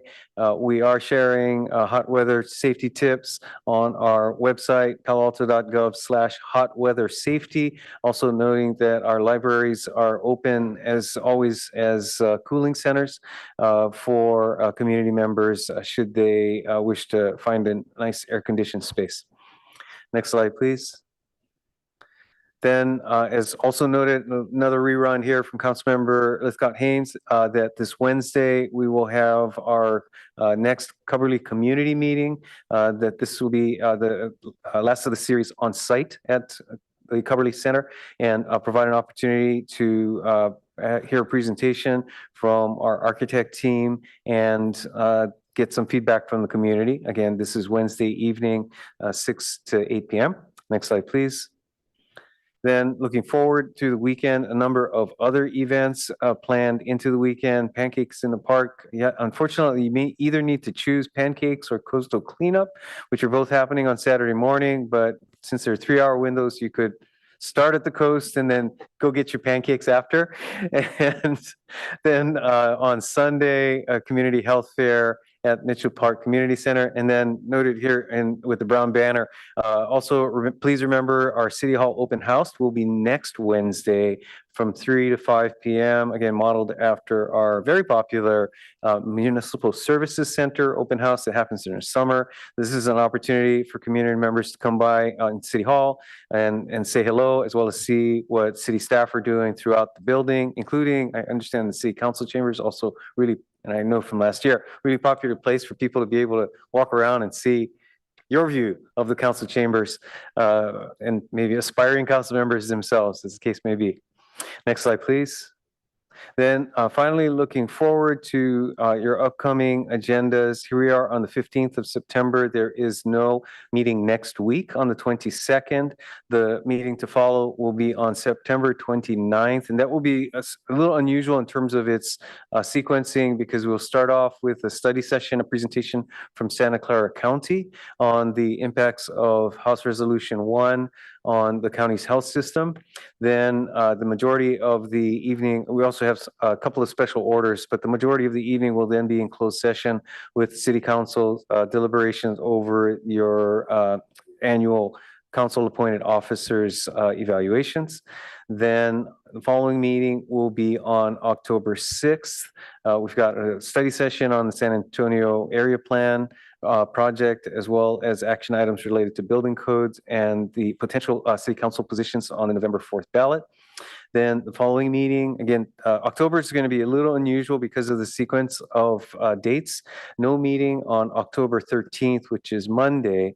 Instead, there will be a meeting on October 15th, which is a special meeting exclusively for board and commission committee interviews. So we'll be having no other regular business on that Wednesday, the 15th. Then the following meeting will be on Monday, the 20th, and that will be a study session update on the Ubberly project, as well as we anticipate majority of the evening spent discussing oversized vehicles and recommendations coming out of the Policy and Services Committee. Then the following meeting will be that Wednesday, again, Wednesday following Monday, the 20th, on October 22nd, which will be a special meeting with 2 study sessions and a potential action item related to the 340 Portage Affordable Housing Site. Just for council members planning your calendar, that given that we have a Monday on the 20th followed by Wednesday on the 22nd, there will be no consent calendar on the 22nd, no council member, or excuse me, no city manager comments. So we'll really simply be able to focus on these items scheduled as listed here. And that completes my report. Mayor, back to you.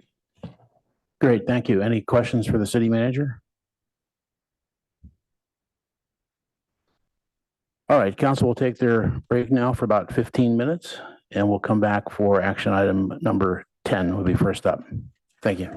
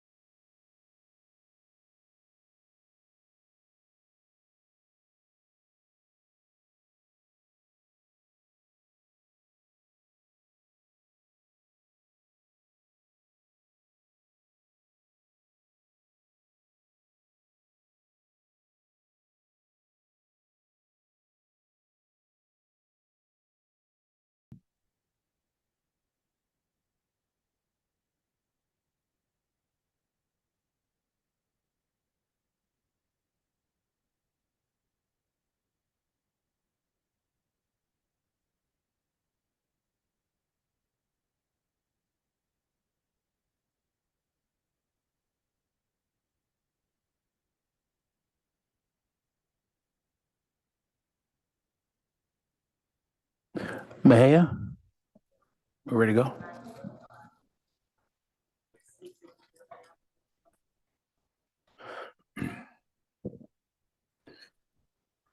Okay, welcome back to the City Council member, September 15, second half.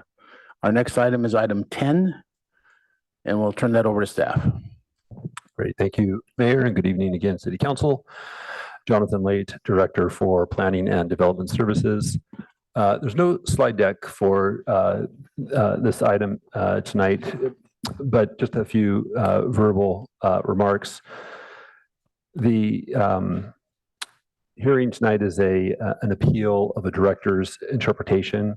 And the question really before the council is based on our current code, whether floor area can be added to an existing non-complying residential facility that already exceeds floor area requirements of the code when the same or larger amount of existing floor area is removed or decommissioned from another part of the facility. The director's interpretation included in your packet concludes no, that it is not permissible based on the plain reading of the code and combined with the intent of the provisions of the chapter. The appellant, of course, does not agree and has filed the appeal, and you will hear their perspective in a moment.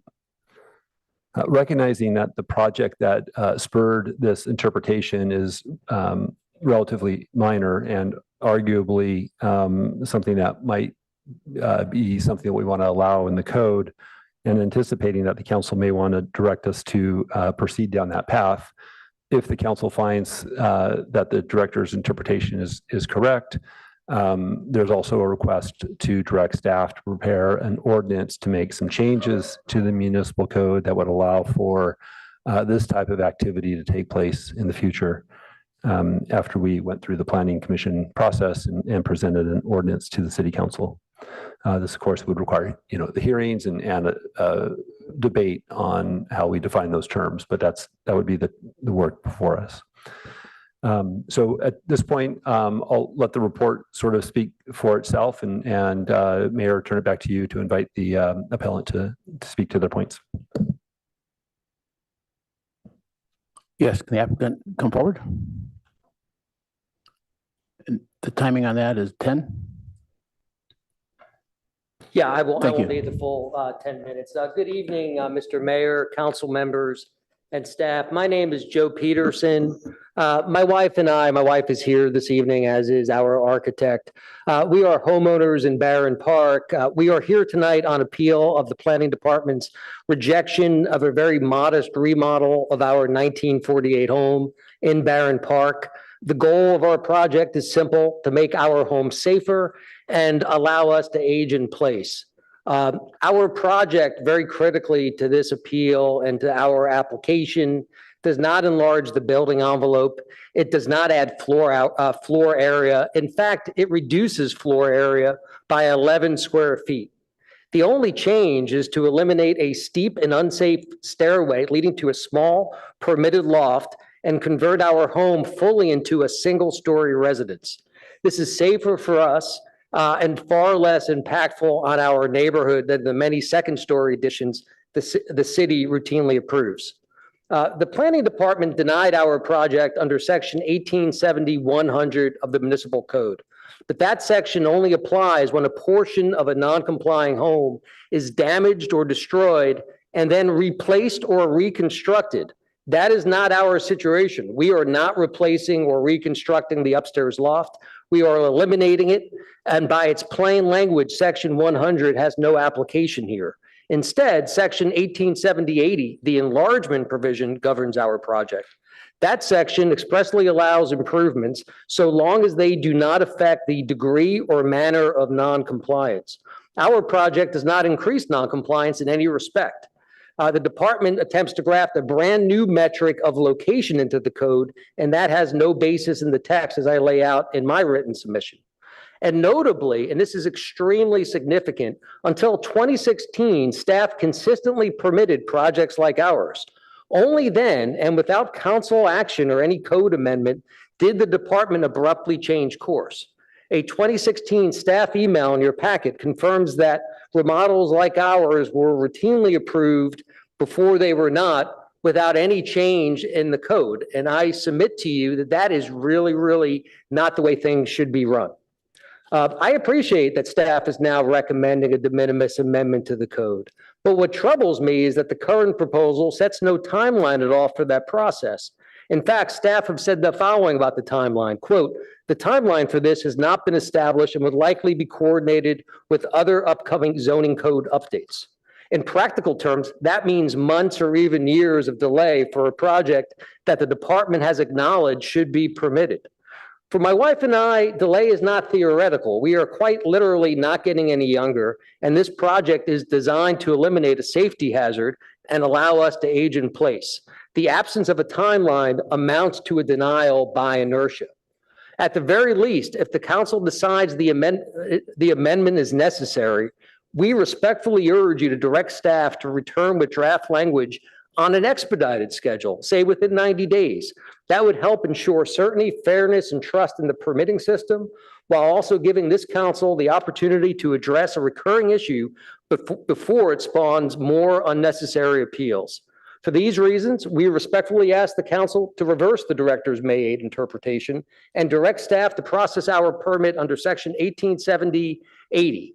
At the very least, if you believe a code amendment is necessary, we ask that you set a clear and expedited timeline, for example, 90 days, so homeowners like us are not left in limbo. Thank you so much. I will answer any questions the council may have. Okay. Do we have public comment on this item? Yes, Mayor, we have one request to speak. We're going to do the public comment. Okay. Oh. Our first speaker is Herb B.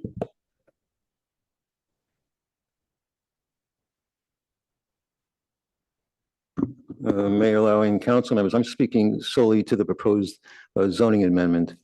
I believe that's on packet page 343 under the heading on the zone code amendment. In the second paragraph under that heading, it says staff could not identify a path forward that would permit this type of project. And I get a sense that seems to come from attitude of staff, and I notice also from time to time in the Architectural Review Board when they have discussing planning issues, that they think the purpose of staff and the purpose of the ARB when it has planning approvals is to approve projects and find a way how you approve a project rather than objectively assess a project and make a determination based on that. And the planning director, based upon the code, has done that, and I think that's as far as should be going. I'm not familiar with all the changes that have been made in the zoning code over the years, but at a time there, and may still be there, that when an applicant would come in for a project and it required a zone change of some kinds of code language, that the two would come in at the same time from the applicant, and that would be a way for the public process to discuss it, and it would be understood that would then apply not just to that project, but to all other projects. So, when I've attended ARB meetings, they have all these design professionals who do a wonderful job on the question of making recommendations on improving projects based upon design. But when they have a planning decision they made that's separate from the design itself, there's always been over the years, members of the board who believe their job is to approve a project and figure out how do you approve a project. And it seems to be the same thing as coming here with the planning director's recommendation. Well, it's since come from an attitude of, how do I approve this project? And it says, oh, we're so sorry, the code prevents us from approving the project. Well, let's figure out a way that the planning staff can recommend approval of a project. And I don't think that's the appropriate way to go. I think you should insist on an objective analysis based upon the code of the way that it is now, and not beginning, whether it's at a board or commission or from staff, of saying, how do we approve a project if it otherwise under the code can't be approved. Thank you. That concludes public comment on action item 10. Okay, let's return to the dais for council questions or comments.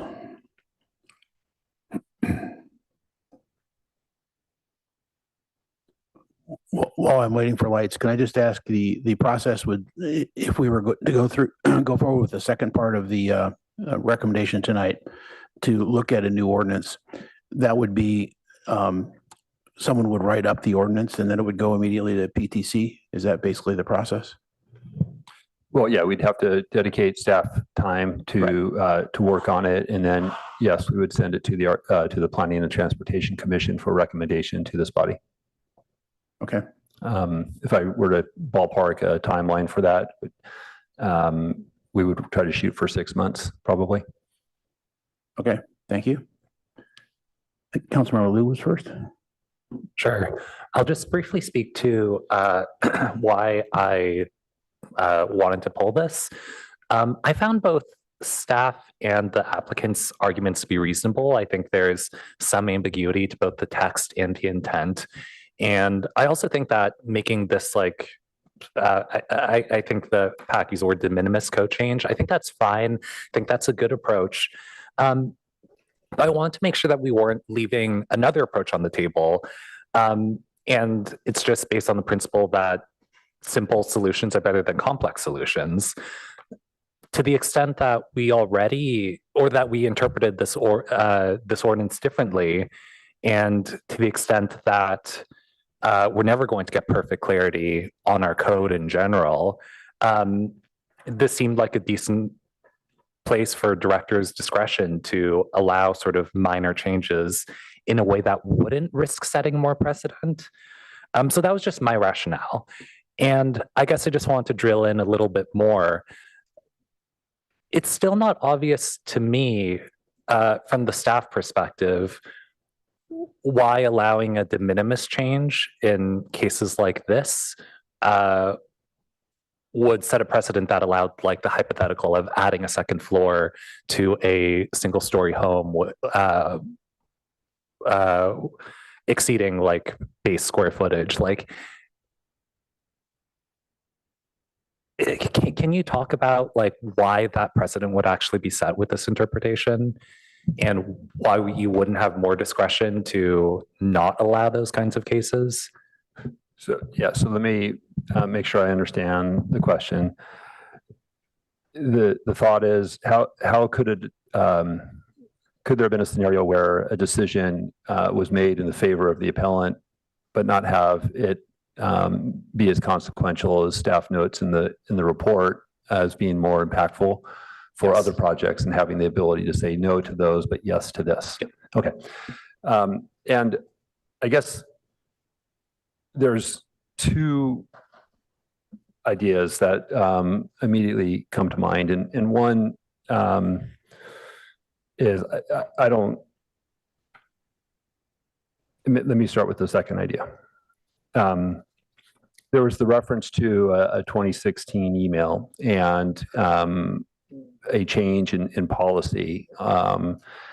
And that actually didn't just happen at a staff level. That was based on guidance that was received from actually the city council when we were considering a project in 2016 across the street, the University Arts Building, where a project was presented to the council and staff had made an interpretation about moving ground floor, basement floor area to the second floor of a building, to the building.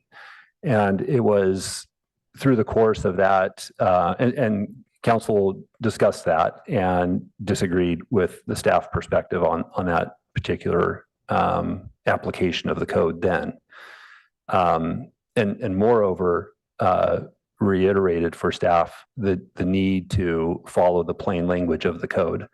And that sort of set, a different approach to how staff had approached some of the projects before, and really marked a turning point in that application. in-house staff reviewed projects. And so that gets to the second point then, I guess, which is looking at the plain reading of the code. I don't see where the director has the ability to say it's okay in this particular instance because it's probably not going to have much of an impact, but then take that same but then be able to say no to a different context in which that information is presented. The other thing I'll note is there's kind of a range of, we often hear from architects or developers about how, we're presented with all kinds of cases about how we did it one way for this project and that way for another project. And so that is why the interpretation actually has some value in the work that we do. And this is actually only the second director's interpretation because it establishes a parameter of how we're going to approach it going forward. So we don't have that, well, you did it here, but you didn't do it there kind of a concept. Anyways, that's some of the initial thoughts that come to mind. And trying to find some legislative path to allow for something like this to go forward. I don't have the details of how that would work out yet. Is what we thought might be an appropriate solution. Okay. Thank you. Thank you. Councilmember Burt. Thank you, and thanks for bringing up that Pacific Art League building is what triggered this. Remind me, if you would, in that case, it was the basement area. Is it exempt from the FAR calculation, a basement? If it's floor area, I don't believe it. I don't believe that it was. Residential, it is. This for university arts, right? I'd have to go back and take a look at it. I don't have all the specifics of that 2016, but I do remember that was the sort of change where staff was seemingly allowing more flexibility, and then that's after that, not just looking to the plain reading of the code. I can clarify, it was counted as floor area. It was counted as floor area. Yes. Okay, but on a residential development, it's not counted as floor area, correct? For basements, that's right. Okay, so under residential properties, and maybe we can put that's what this is, and we don't have the same set of rules for commercial and residential. Under that example, if someone had a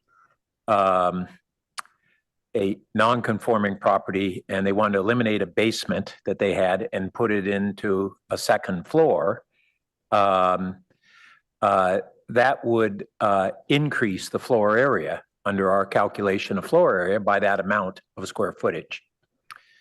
That's an increase in a net increase, but it's and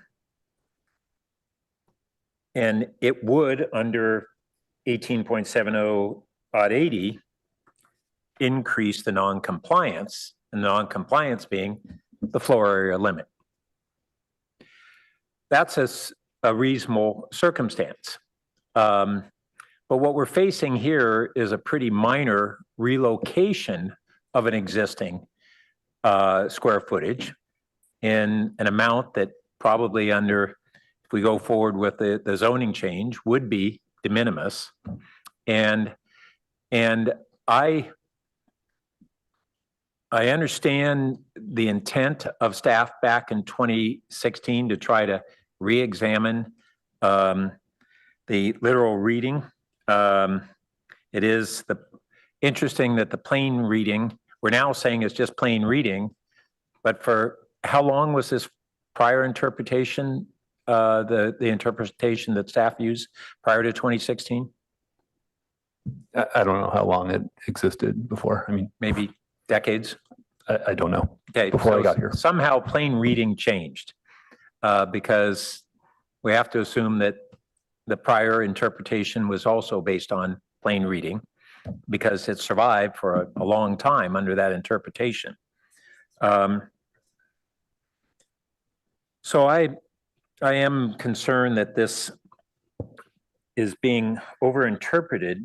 And so can you speak a little bit briefly to the why 1870-080 is not the most relevant chapter that says no enlargement, expansion, or other addition or improvement to a non-complying facility shall be permitted, which increases the non-compliance. So why does that not guide this?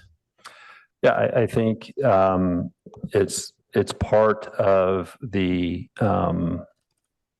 collection of information that one needs to look at in this particular provision. I don't when I read 80, I think of it more as you've got an existing non-conforming facility. You want to do some kind of an addition to that facility that's permitted under this provision as long as it doesn't increase the degree or create a new non-conforming feature. So that's an enlargement of a non-conforming. Non-compliance is the FAR.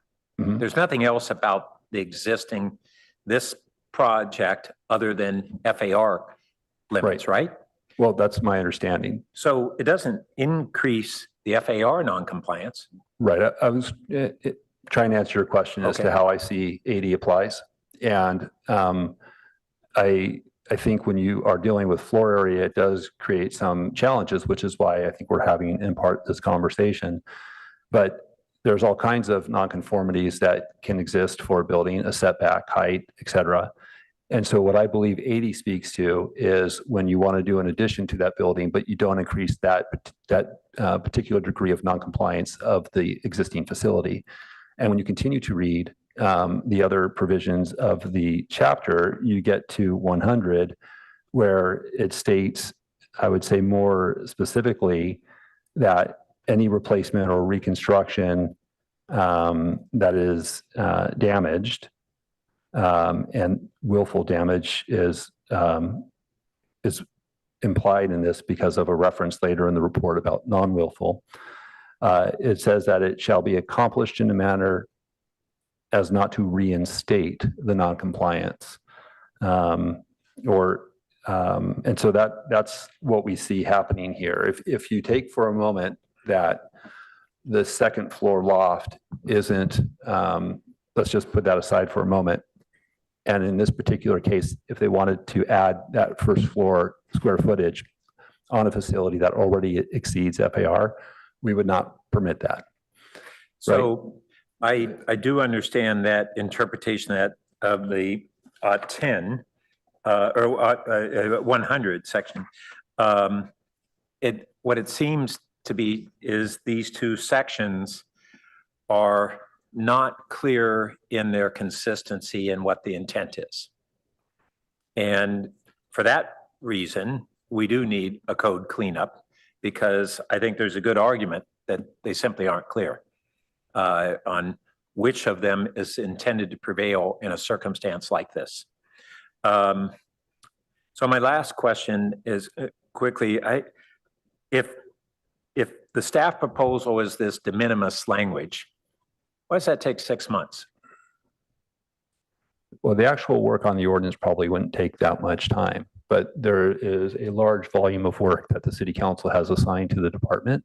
And it's the same folks that are working on any number of matters that we're processing now. As it is, I'd probably have to look to staff that's in our current planning program processing development applications to work on this in between working on housing development and other projects. I think I and maybe others are trying to understand what's the complexity of a pretty minor tweak. You know, I understand if we're really rewriting whole chapters and things, but if you're really just adding this de minimis carve out, how complex is that? You're looking at 4 months just as a standard starting place for any ordinance that we're going to process in the city, because of the timelines and preparing the work, writing the staff reports, going through the review process, having the notice public hearing, having the public hearing, and then scheduling time to go before the city council. If you just even look at those timelines to do that level of work, it's going to be 4 months worth of work. And while I suggest, something along the lines of a de minimis ordinance or change, I think as you've received feedback from the public this evening, but also when this item was on the consent calendar. I don't believe that crafting the language for some kind of a de minimis amendment is actually going to be that easy. I think that the community will have some perspectives on that, and I think it's going to be something that the Planning Commission is going to have to work through. If not at one session, perhaps two sessions. Well, my time's over. Thanks. Vice Mayor Vinker. Yes, thank you. I guess to start, I would say, I empathize with the Petersons and kind of commend you on winding your way through the process to get here tonight. I also commend staff for trying to find a solution to this and proposing this code amendment, which makes sense to me. I mean, just the fact that we're having this conversation tonight seems like we could do that, although I do agree the devil's in the details.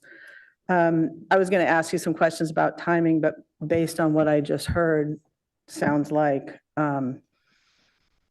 if we had put this through in June, we'd have it around the end of the year maybe, and if we put it through tonight, maybe in the spring. Is that roughly right? Yeah, I think that's about right.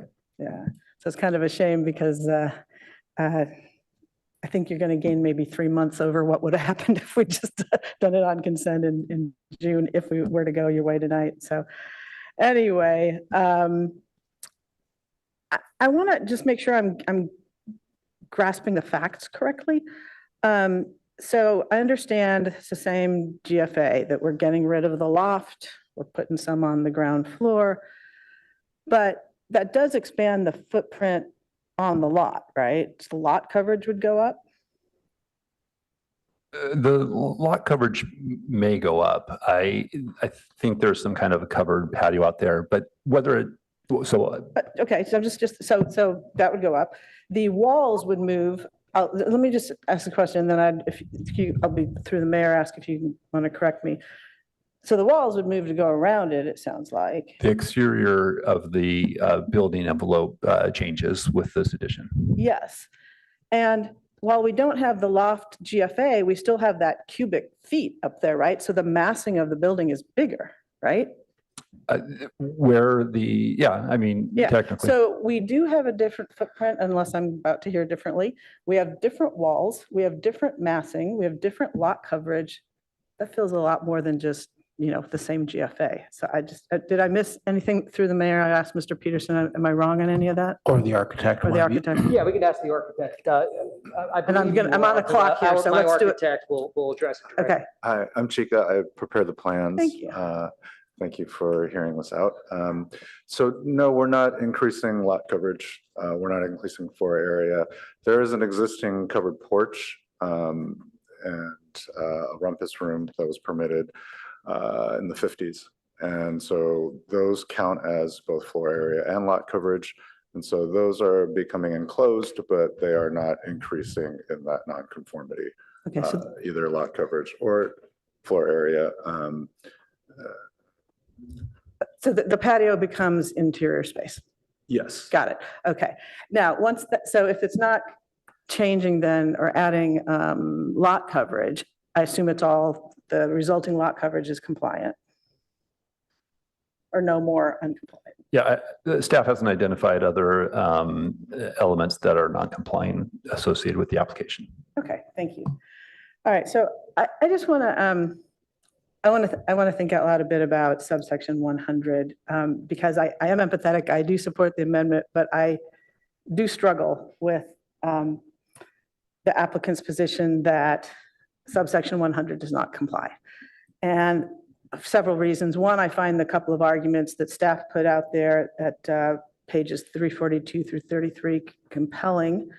One was there's no rational explanation for why the code would prohibit reconstruction, meaning in the same place, of a non-compliant feature that was removed while permitting the same non-compliance to be reintroduced elsewhere as a new improvement. That just doesn't sync up for me. There was also the argument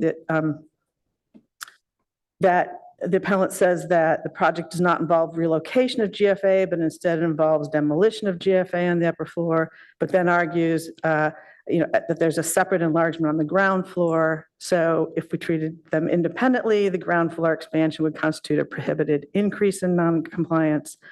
but the position relies on linking the elements to claim there's no net change in the degree of noncompliance. So it kind of feels like having it both ways. So that gets some traction with me. But I also have my own concern I want to quickly put out there because it relates to this, which is section 100D, which is not applicable here because it's the act of God one, but I think it does illustrate something. So it says that if you alter the non-compliant area, you have to make it comply unless you alter it, unless it's an act of God that altered it. But even then, it cannot result in any increase in size. So not just the floor area, but also the length or any other increase in the size. And this remodel would violate that because the building will be getting bigger, as we were discussing. But even if you don't like that because it's the same because of what the architect just described, okay, so even if that. That's a false assumption. Excuse me, it's my turn. But even if that were the case, even if we went with subsection 100 not applying because it's not a quote replacement or reconstruction, which you and I are very familiar with claim constructions and putting dictionaries in and fighting wars about what words mean. That's what patent lawyers do. But where that leaves us, that leads to my concern is if it's an act of God that destroys part of your house, which is not the case here, you can build it back so long as you have no increase in floor area or any other increase in the size of the facility, which is the entire structure. But under Mr. Peterson's view, if you destroy it yourself, you can have increases to the size of your structure, and that just doesn't make sense to me. So I think it's another way that it doesn't sync up. So I'm just having trouble with that. I'm also having trouble with the part of the letter that says we're not replacing or reconstructing the closet, but section 100 talks about reconstructing the facility. So there's a lot of talk about replacing that portion of the facility in the letter, but I don't see that in the code. So I don't think that just because you're not replacing that portion that it doesn't apply. And even if we were to say that the code applies to the portion, well, I think you are replacing the portion of the facility because you're taking the closet upstairs and replacing it with a closet downstairs. So I don't see why that's not a replacement. I just can't get past subsection 100 applying. And thus, I think I concur with the director's conclusion, but I'm happy to have the code amended so we don't have to get back in this mess again. So. Wait a second. Did you ask a question you'd answer to? No, we're good. We're good for right now. Councilmember Lithcott-Haynes. Thank you, Mr. Mayor. Thank you to staff and to the appellant for coming before us. I was one of the 3 that voted to pull it, and I agree with my colleague that, had we not pulled it, the amendment, the de minimis ordinance might have gone through shortly or sooner than it may otherwise. But I think the larger question is, are we going to uphold the director's decision here, or are we going to decide as a council that it was perhaps not the right decision? I think that conversation was important to have. I agree with my colleague that section 80 is the seemingly correct interpretation or portion of the code to go with here. I understand it's fuzzy. I get that. To the vice mayor's concern about the perception that the structure is increasing, I came away with a different perspective that the structure is actually decreasing by 11 square feet in floor area. And so I'm just not seeing how section 100 applies. I do want to ask, let's look at these facts. This was a home constructed before Barron Park was Palo Alto. Palo Alto annexed Barron Park. A whole bunch of homes now become part of Palo Alto, which has a set of rules that have to be abided by. You have a couple that's been living in their home. It has this strange little loft. Maybe it's cute. It's got a ladder.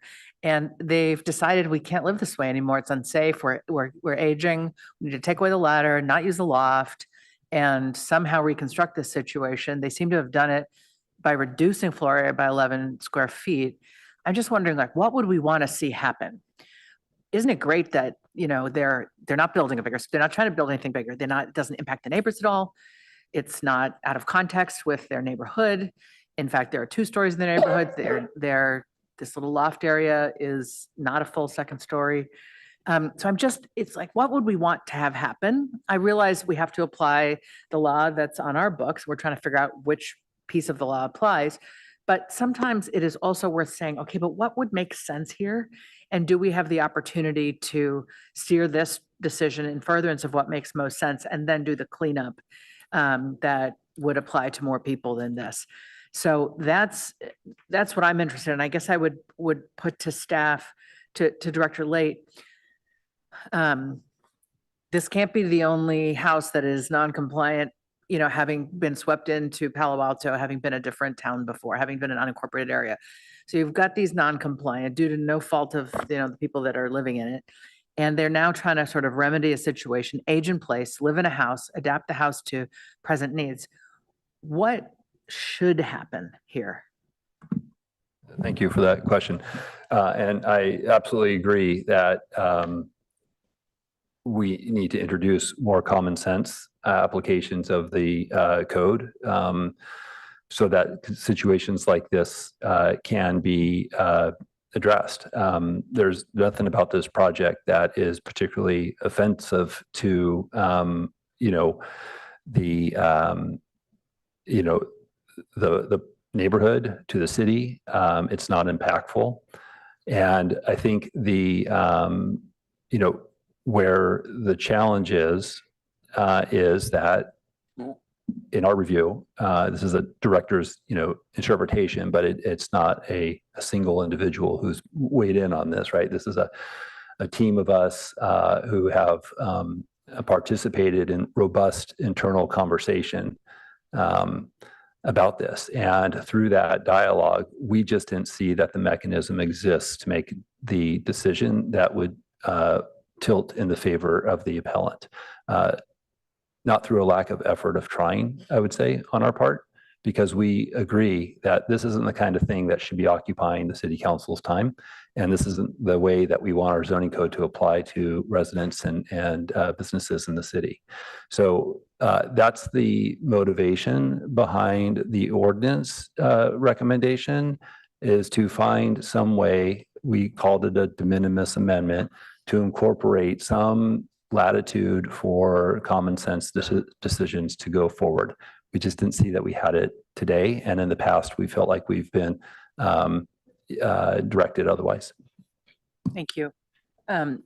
I think other colleagues have things they want to say. I will certainly be in favor of a motion that is in favor of not approving the director's discretion and includes the request to create a de minimis ordinance so that others in similar circumstances can benefit from the Section 80 approach rather than the Section 100 approach. Commissioner Rekdal? Oh, sorry. Yes. I've known him for more years as commissioner than council member. I have a couple of big picture questions here. If we were to allow it, one way to do it is say, we have to change the code, and in 6 months, then that'll allow them to build it. Could we also, or instead of that, could we say, no, we think the code is fine as is, we just think the interpretation is wrong? Do we have that ability to interpret the code? Oh yeah, certainly. I mean, that's why it's before you. You have the ability to take a look at the language of the code, which has been provided to you, and make a different decision than reflected in the director's interpretation. And I can tell you, the director would not take any offense to the council making a different decision than what was drafted. Again, we were just trying to recognize the sort of that, as we had discussed a moment ago, about sort of that context and that history. So it is absolutely, I believe, within the council's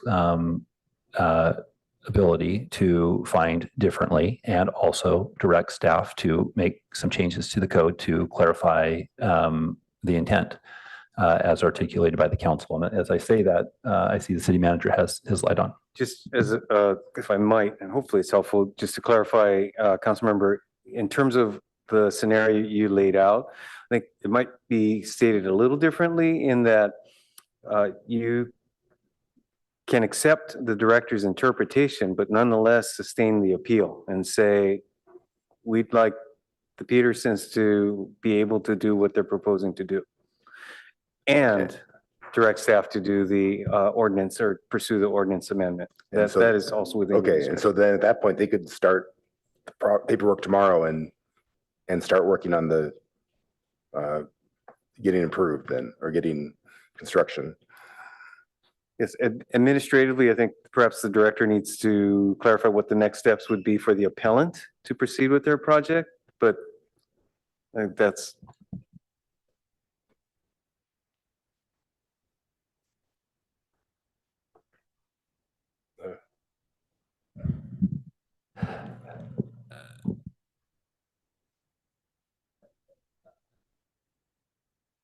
So maybe what I'd like to do is ask the city attorney if she has a perspective on that.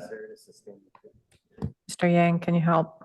Yeah, so I don't think it is possible to both uphold the director's interpretation and permit the Petersons project to proceed before a text amendment is completed.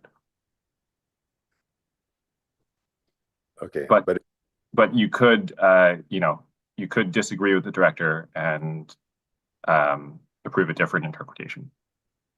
Okay, and if we disagreed with the director, would that set a precedent? Yes.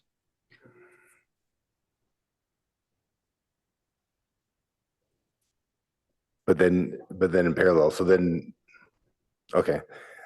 So as we described in our staff report, the type of scenario that is illustrated is the type of projects that could come forward if the decision were reversed. So the example of a home that's over FAR, that's one story, that decides to place all of that on the second story or some other, change, those types of things. I think the scenario that staff was most concerned about was with commercial projects that are over FAR, that want to move to FAR, which is the exact sort of project in the downtown that the council had previously told us that staff had gotten wrong. Okay, that's a good point. One more question is, in some ways, big picture seems kind of silly we're dickering over tens of square feet here when we have now ADUs and JDUs. Routinely, people are building new houses and having them incorporated to get around FAR limits by incorporating ADUs. So if this porch that they're constructing, could that be considered an ADU? Well, so you're correct, council member. In fact, that was a pathway that we discussed with the applicant's representatives. And the feedback that we received is that that was not an interest that they wanted to pursue. Okay, thank you.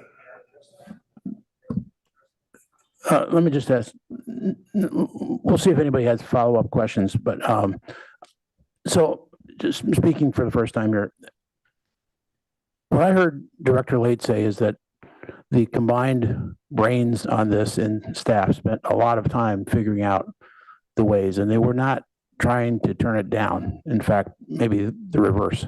They were trying to find a way to approve it. And after all that work, essentially your answer to one of the other council members was, we don't think it follows the law. Is that right? I mean, your interpretation of the law as it stands is that this is not in compliance. I think that's reflected in the interpretation. Correct. Right. So to say that we're going to not approve it when it's a law causes me some pause. That's point one. And point two, if we said we don't approve it, but we want this to move up on the priority list, understanding that something else is going to be pushed back a few weeks, and that we would get this thing done in 90 days, the applicants look very hardy, and I think they'll still be okay in 90 days for the live in place scenario. So I think that's another way to get around it without asking us to vote against what is the existing law that all the expertise has said, is basically breaking the law. Because I don't hear anybody in this chamber right now saying that we shouldn't do this de minimis ordinance so that more people can do it, but to set new precedent without having the law in place, I'm not very comfortable with. I think that's a better approach. I think we have some new lights on, Councilmember Liu.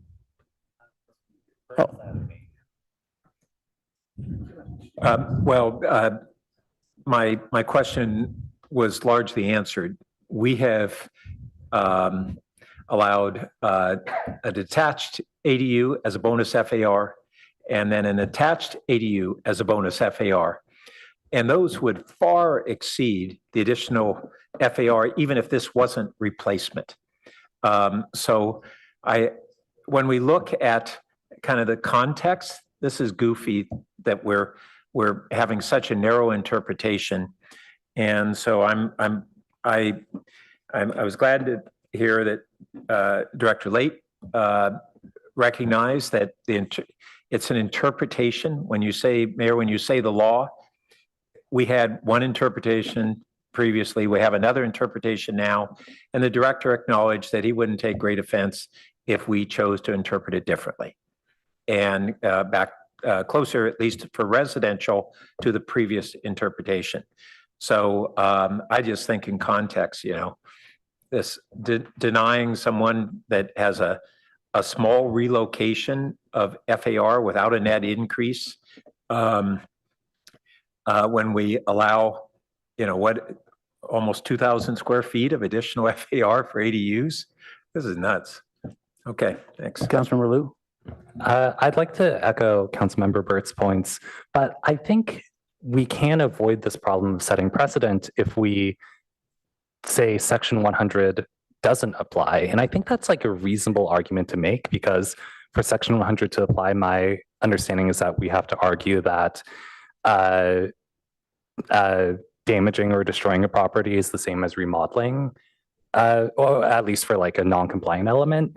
So let's say Section 100 doesn't apply, then Section 80 says that the section should not be construed to prohibit enlargement or improvement of a facility which does not affect a particular degree or manner in which the facility does not comply with one or more provisions of this title. So if you were adding a second story, you might be non-compliant in an extraneous degree.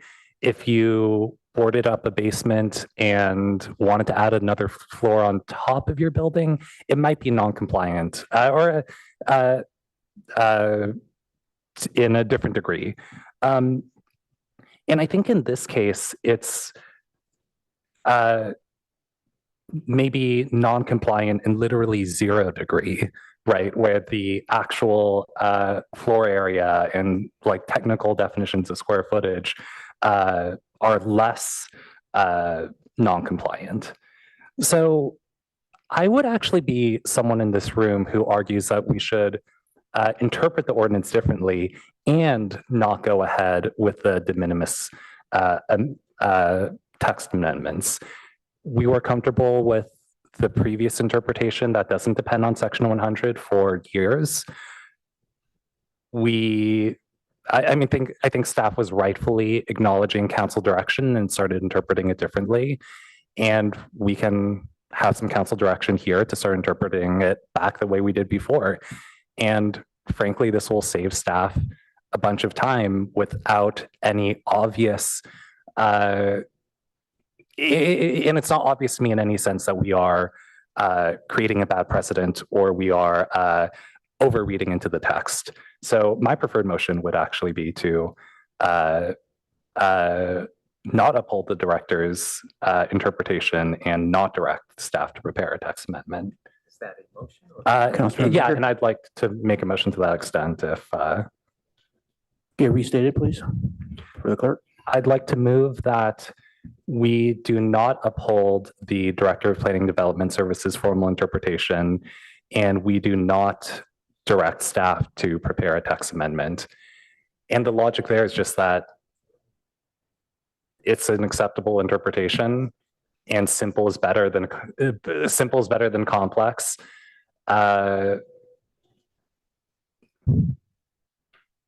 Okay, is there a second? I will second it, although I'm seeing staff confirm. Yeah, actually, I would love to hear a staff comment. I'm not really wedded on the second point at all. It's just. Okay. Actually, can I offer what would be my amendment that we. Well, first, you have seconded it, correct? Yes. So we can discuss it. Okay. And that would be for residential properties, to add that. Oh, yeah. Is that accepted? Is that accepted? Yes. Okay, now we can have some other kinds of discussion. Would love to hear staff's feedback. Vice Mayor Vinker, you got your light on? If staff wants to comment on that first, please. Okay, do. go. Well, I have some comments, and then perhaps legal also does. Just on the added part about trying to isolate this just to residential uses, that really is a text amendment. That's adding language that's not here now, because this provision does apply to both residential and commercial uses. I also am concerned that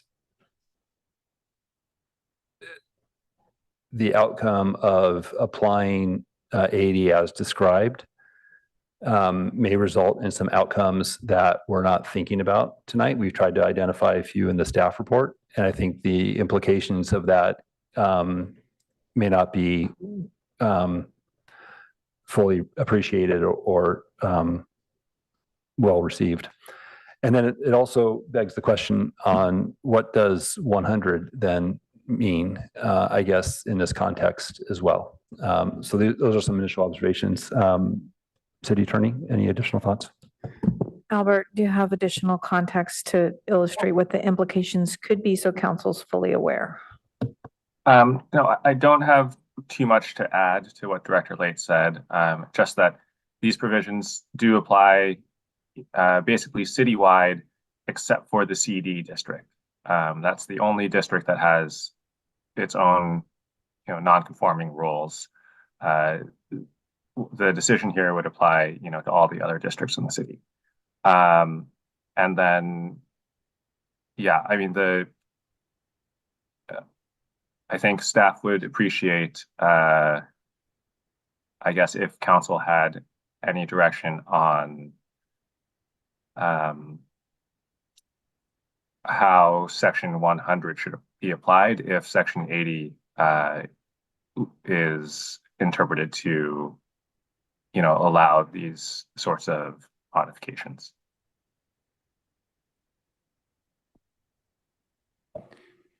Any other staff comments?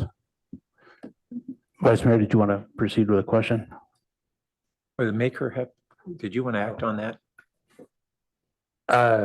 Well, one comment to staff is that I think section 100 clearly refers to acts of God in one section, and then it also refers to damage and destruction in another section. So damage and destruction to me doesn't mean a remodel. It means maybe someone, it doesn't mean like a permitted remodel that like goes through an application. To me, it means maybe someone causing some sort of accidental damage that's not an act of God, or someone doing unpermitted work. So I think section 100 still has its place. I would like to withdraw my second based on the staff feedback, and then I'd be willing to support a different motion. You're withdrawing the second of the original motion? Yes. Okay, then let's go to Vice Mayor Baker. Well, we probably should see if there's another second, or else that motion is withdrawn, right? No, so I think for the second bullet, I don't actually really care. Like, frankly, there are two competing principles. Simple is better. It's better to be simple, but it's also better to be explicit. And so on the second bullet, direct staff not to prepare a text amendment. What are you saying now? That you don't want that there? Yeah, that I'm happy to change my I'd have to be happy to change the second bullet to say direct staff to prepare and just delete the not. Okay, and then I will second that. Okay. And we are removing the reference to residential only. Oh, yeah. So the city clerk residential comes out of there. But does residential come out, given that this is going to make a textual change, so we are directing staff to prepare an ordinance, that's where these clarifications around residential and commercial can properly be made in the proper time frame. So I just want to make sure that we want to take that out. Wouldn't we want that in a new ordinance?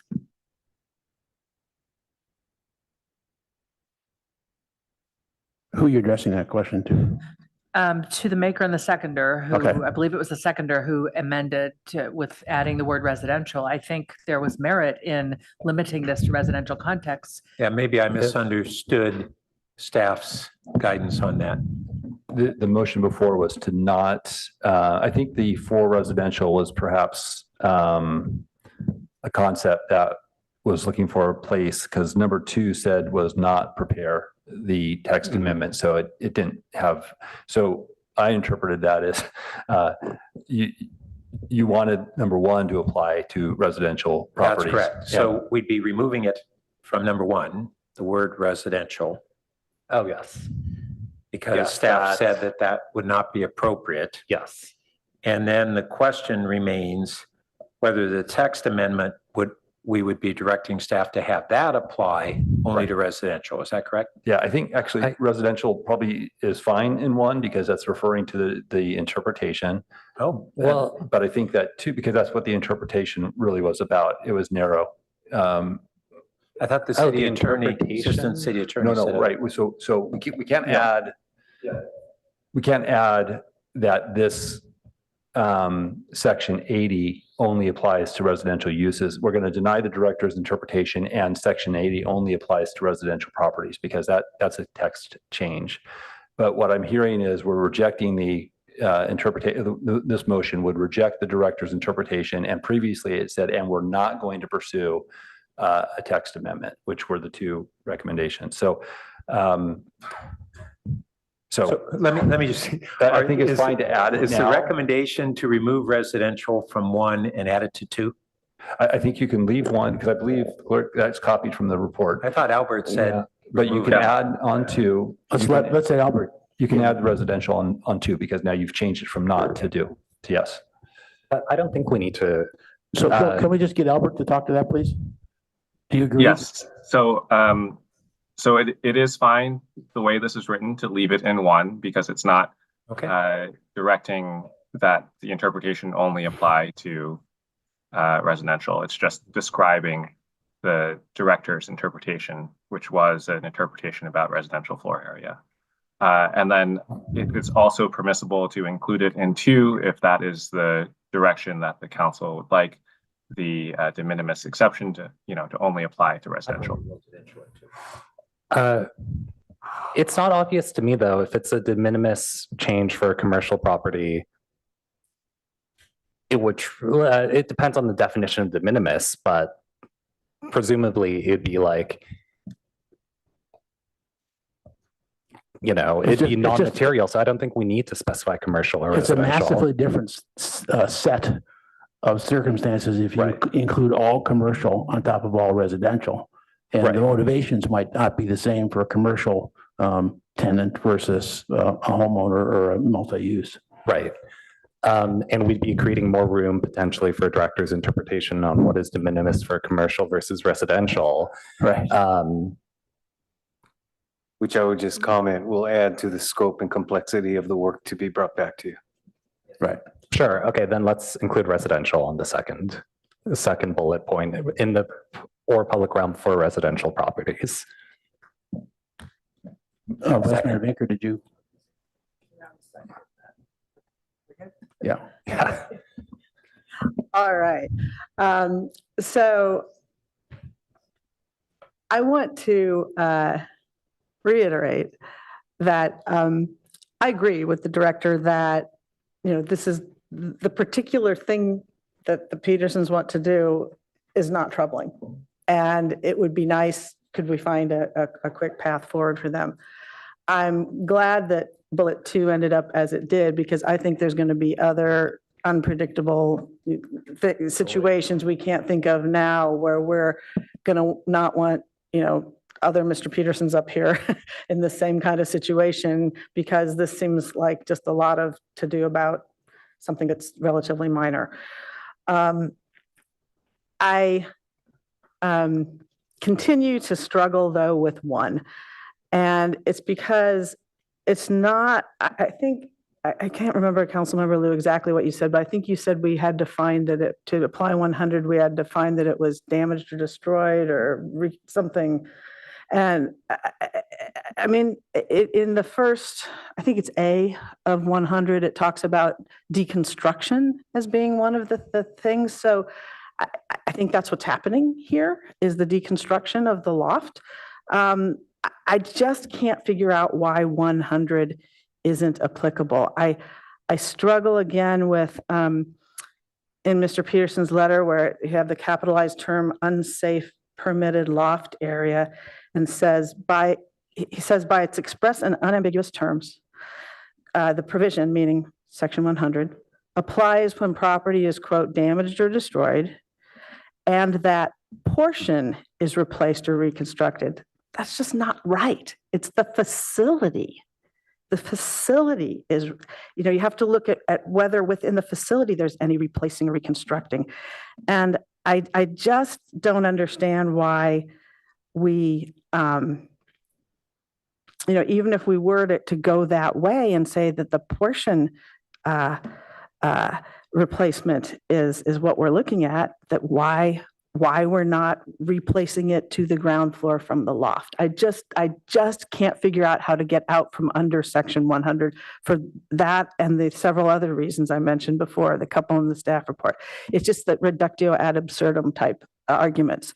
And so what I'm worried about is the precedent setting for other people if we do not uphold this interpretation. I wish we could do it faster. I liked it for a few minutes there when it looked like we could let them go forward tonight, but I thought it was weird, and I agree that that doesn't work so let me just conclude by saying, is there any kind of, so I guess there's no kind of waiver or anything we could do because we rule it de minimis, or there's nothing we can do on the spot to let them go forward, but for not upholding the decision. Is that correct? I think I'm asking the attorneys. That's correct. We could not think of a way to permit this project without a broad interpretation. Okay. Well, I appreciate that, and I appreciate the efforts. I think it's, it's a matter of, I don't know, maybe 6 months difference, but I mean, that's unfortunate when they've been waiting for a while. But I just can't get on board with not upholding the director for all the reasons in the staff report, the several others I've mentioned. I struggle because even though there's no more floor area, thank you for explaining that to me, and lot coverage, I get that. Pardon me? There is floor area, but. Oh, I thought you said that was net. Oh, yeah, there's a zero, reduction of floor area. The exterior wall, there are new exterior walls. Yes. Right. Okay. So there's more enclosed space in the home. There's more cubic feet in the home. It's a different structure. It's massing different, but there is no additional floor area. But the code talks about floor area or any other increase in size. And it has a whole list of things. And, length and all of that of the enclosed structure. It is just different. And so I just have trouble with the language here. And I'm worried about the precedent because someone's going to come back and say, hey, his wall's moved. He's got more enclosed space. It's different. Yeah, you just moved it from one place to another, but I just can't get on board with one. So anyway, I will stop talking, but so actually the rules, so Mr. Peterson, the rules are no, not unless I ask, but this time, if it's all right, but there's time issues. So it's up to the mayor as to whether or not I'd be happy to hear. Well, let me make a comment here because I agree with what the vice mayor said, and I'm still back what I think is a much clearer approach is to say that we should approve it and do the de minimis amendment, but put a 90-day period on there. That addresses the issue of point one doesn't become precedent setting for 3 months or 6 months or 9 months until the new ordinance comes out, and gives us a path to a quick a de minimis new amendment. So that would be a substitute motion that I'd be happy to make if there's interest in that, because I just think that makes it cleaner. I'm still with you. It doesn't seem like we're upholding the law if we overturn the director's ruling. So do you still want to get an answer from him? Sure. Sure, but so are you saying it's like we would find that it was a de minimis departure? Is that what you're saying? Say that tonight, and that we approve the? No, I'm saying that we can't approve it according to the law. We would have to overrule it with this interpretation from 100. So what we say is we can't approve it now, but we're gung ho to get the amendment in place. Let's just get it back faster, like 90 days from tonight through PTC and back on our desk, so we can make a decision on that. Thank you. And yes, I'd like to hear from Mr. Peterson. And I'm fine holding until a closing, but I just want to say, there'd be no deluge, no change. This is the way the code was interpreted for years. And it was only in 2016, and Director Late, and actually, I really want to start by saying thank you to the council and thank you to staff for all the work tonight. It's very encouraging to see our government work the way it has tonight. So thank you. But this code was interpreted the way I think it should be interpreted for many, many years. And there was no parade of horribles. That was just the way it was done. And the proceedings that Director Late referred to were not in relation to an interpretation of the code. They were actually in relation to an amendment to the code that applies to the commercial district. So it really is apples and oranges. And so there was really no reason for the department at that point to suddenly reverse course on its interpretation in 2016. So up until that point, this is the way it worked. Section 80 was the operative provision. We all love living in Palo Alto. It's a beautiful city. It was a beautiful city then. It's a beautiful city now. So I think all of this concern about all these horribles happening if you all disagree with the director's interpretation, that's actually not borne out in what happened for years when the department followed a different interpretation. Yeah, I would just say that we know precedent changes, right? Look at our Supreme Court today. We're changing lots of things. We also know that there are things called analogous arts, and I would say that commercial to analogous to what we think of as analogous art. The council did make some comments and gave some direction to staff about an analogous situation in commercial. So I understand why this happened, but I do appreciate that. So thank you for sharing that. Councilor Scott Hames. Thank you. The one thing I just want to add is to the mayor's concern that we're sort of not following the law. What I heard staff say rather clearly was this wasn't clear for us. We put a lot of heads on this. We wrestled with it. We wrangled with the words. We came up with a decision. He then smiled and said, I would not be offended if you decided to overrule this. I almost feel that staff is asking us to pull some clarity through a mucky situation.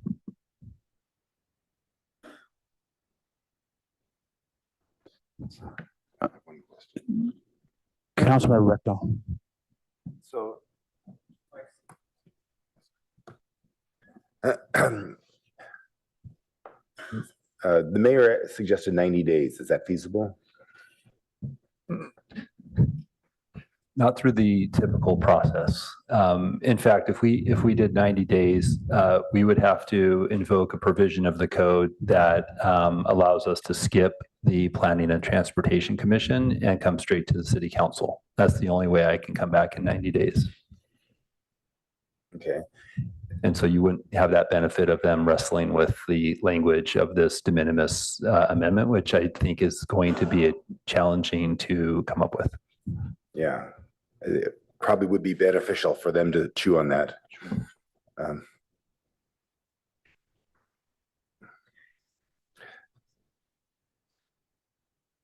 So this next question is that suppose that number 2 takes a long time to do. How much exposure do we have for number 1 for the fact that we're setting this precedent? Yeah. So I'm suggesting that item 2 we would shoot for 6 months. I think that's a reasonable time frame to have that discussion and have it calendared before the council. Appreciating there's an interest to want to move forward more quickly. I don't know the answer to your second question about exposure. I do think that, it's a change in how we've approached the work. And so to the extent that people have active projects that they're processing or have projects that they want to file, and I couldn't tell you. I don't want to make it sound like it's a lot because, it takes time and effort for people to think about how they're going to modify or remodel a home. So I'm not worried about like some kind of rush to permitting. I just don't know what's in the queue and what's being processed. Is there any way we change the wording for number one to minimize the other projects that would apply to, minimize the precedent? Or are we stuck? You really are making an interpretation of a provision that applies to all relevant projects that it applies to under its terms. So it becomes a general rule of law.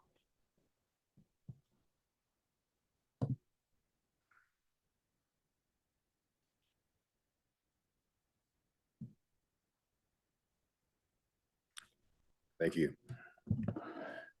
Okay, we'll go to a vote. Did you have another question? Okay, we'll go to a vote, and if it doesn't work, I'll try a substitute motion. Well, a new motion at that point. Anybody have any questions about the language?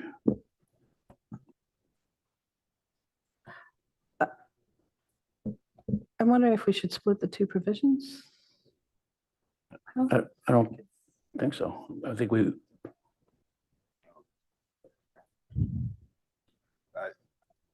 All right, well, let's call the vote. No, I want to talk to what the vice mayor was bringing up. I'm concerned about precedent and that we might be exposed and we'll say, oh, no big deal. And then something really bad happens, we're going to kick ourselves. And I would rather just delay their project by 6 months and not open ourselves to precedent than to speed their process and maybe get something that we really don't like. So if we just split this, then we'd have 2 votes, right? So, Mr. Mayor, I think these are not as proposed by the maker and seconder. They're not separable. They really are intended to go together. So I think a policy position articulated by Councilmember Ruckdahl would be implemented by a no vote on both. That's right. And then you have an opportunity then That's right. to make a subsequent motion. Yep, and I'm happy to make that new motion if it fails. Okay, everybody understand? Okay. Councilmember Lou? Yes. Councilmember Burt? Yes. Mayor Lowing? No. Councilmember Stone? No. Councilmember Lithcott-Hames? Yes. Vice Mayor Vinker? No. Councilmember Ruckdahl? No. Okay, that motion does not pass. So I will make a new motion that we, changing the wording here, that we uphold the Director of Planning Services formal interpretation. Also, the second one is the same, with a 90-day time frame to come back to City Council.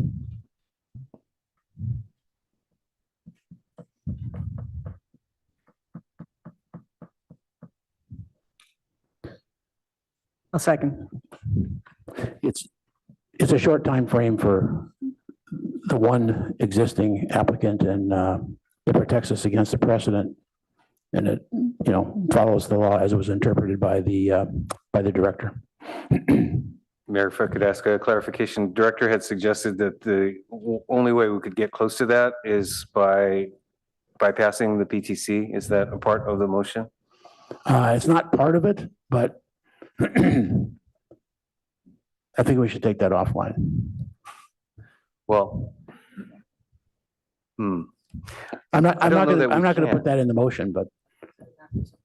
Are you saying the math just doesn't work to notice and have all those meetings? I think it's absolutely infeasible if we go through the PTC. I think it's practically unlikely, even if we skip the PTC, because 90 days takes us to the holidays, not even past the holidays. And quite frankly, your docket's already full through the end of the calendar year. So there are a number of issues that come into play. other amendments to that? Yeah, I have my letter. Yeah. Did you see it? Did it not go? There it goes. Now it is. Okay. Yeah, so we've heard repeatedly from the director of planning and now from the city manager that the 90 days is not feasible. So I would support the motion, but I do not support that aspect. So I will actually move to amend item 2 and delete within 90 days. And instead substitute within 6 months or less. And that amendment either needs to be accepted by the maker and the seconder or someone else. Put the language up, please.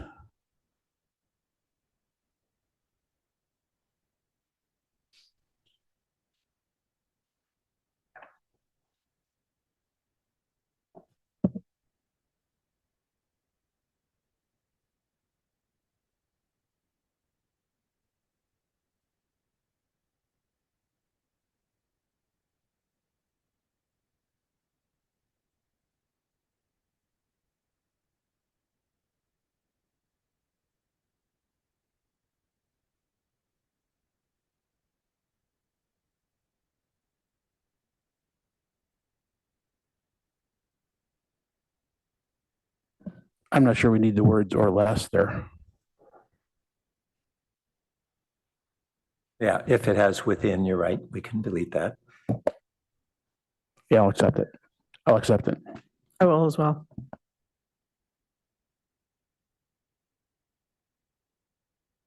Any other comments? Not moths. That would be too confusing. We'd have to spend months studying the moths. Okay, let's take another vote. Yes, Councilmember. I do want to note that Director Late said earlier tonight that it would take 4 months of work to bring the de minimis ordinance. Now, maybe that's altered by the fact that the holidays intervene. But I think we're all in agreement that it should happen as quickly as it can, given staff time and resources. And I just want to push back and see if 6 is the best we can do. You did say 4 earlier. Yeah, my reference to 4 was, and maybe I was not as articulate as I should have been in the moment. If we have a simple ordinance to make and we know exactly what we're doing, 4 months, we can probably process something. This is not going to be simple. Coming up with this fine-tuned language, we are committed to coming up with something that works, but it's going to take some time. And I would say time at the PTC.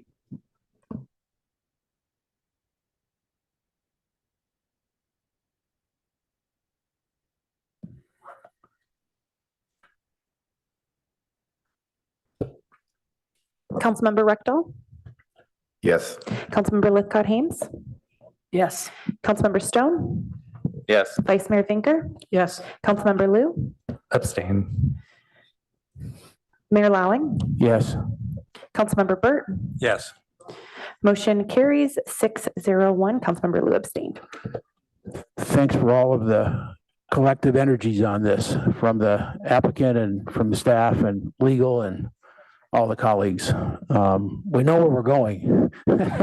So have a little bit more patience. Thanks very much.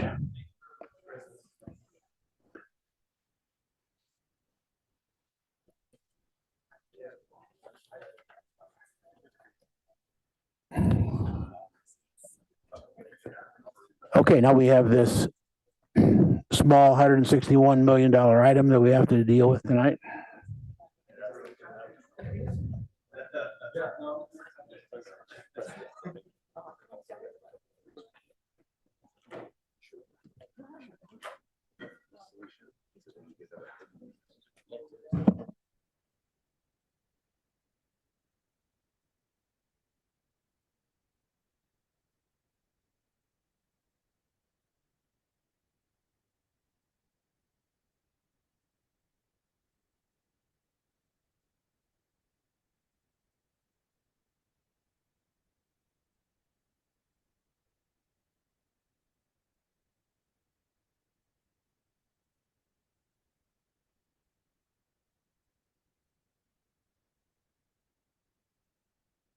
Is staff ready?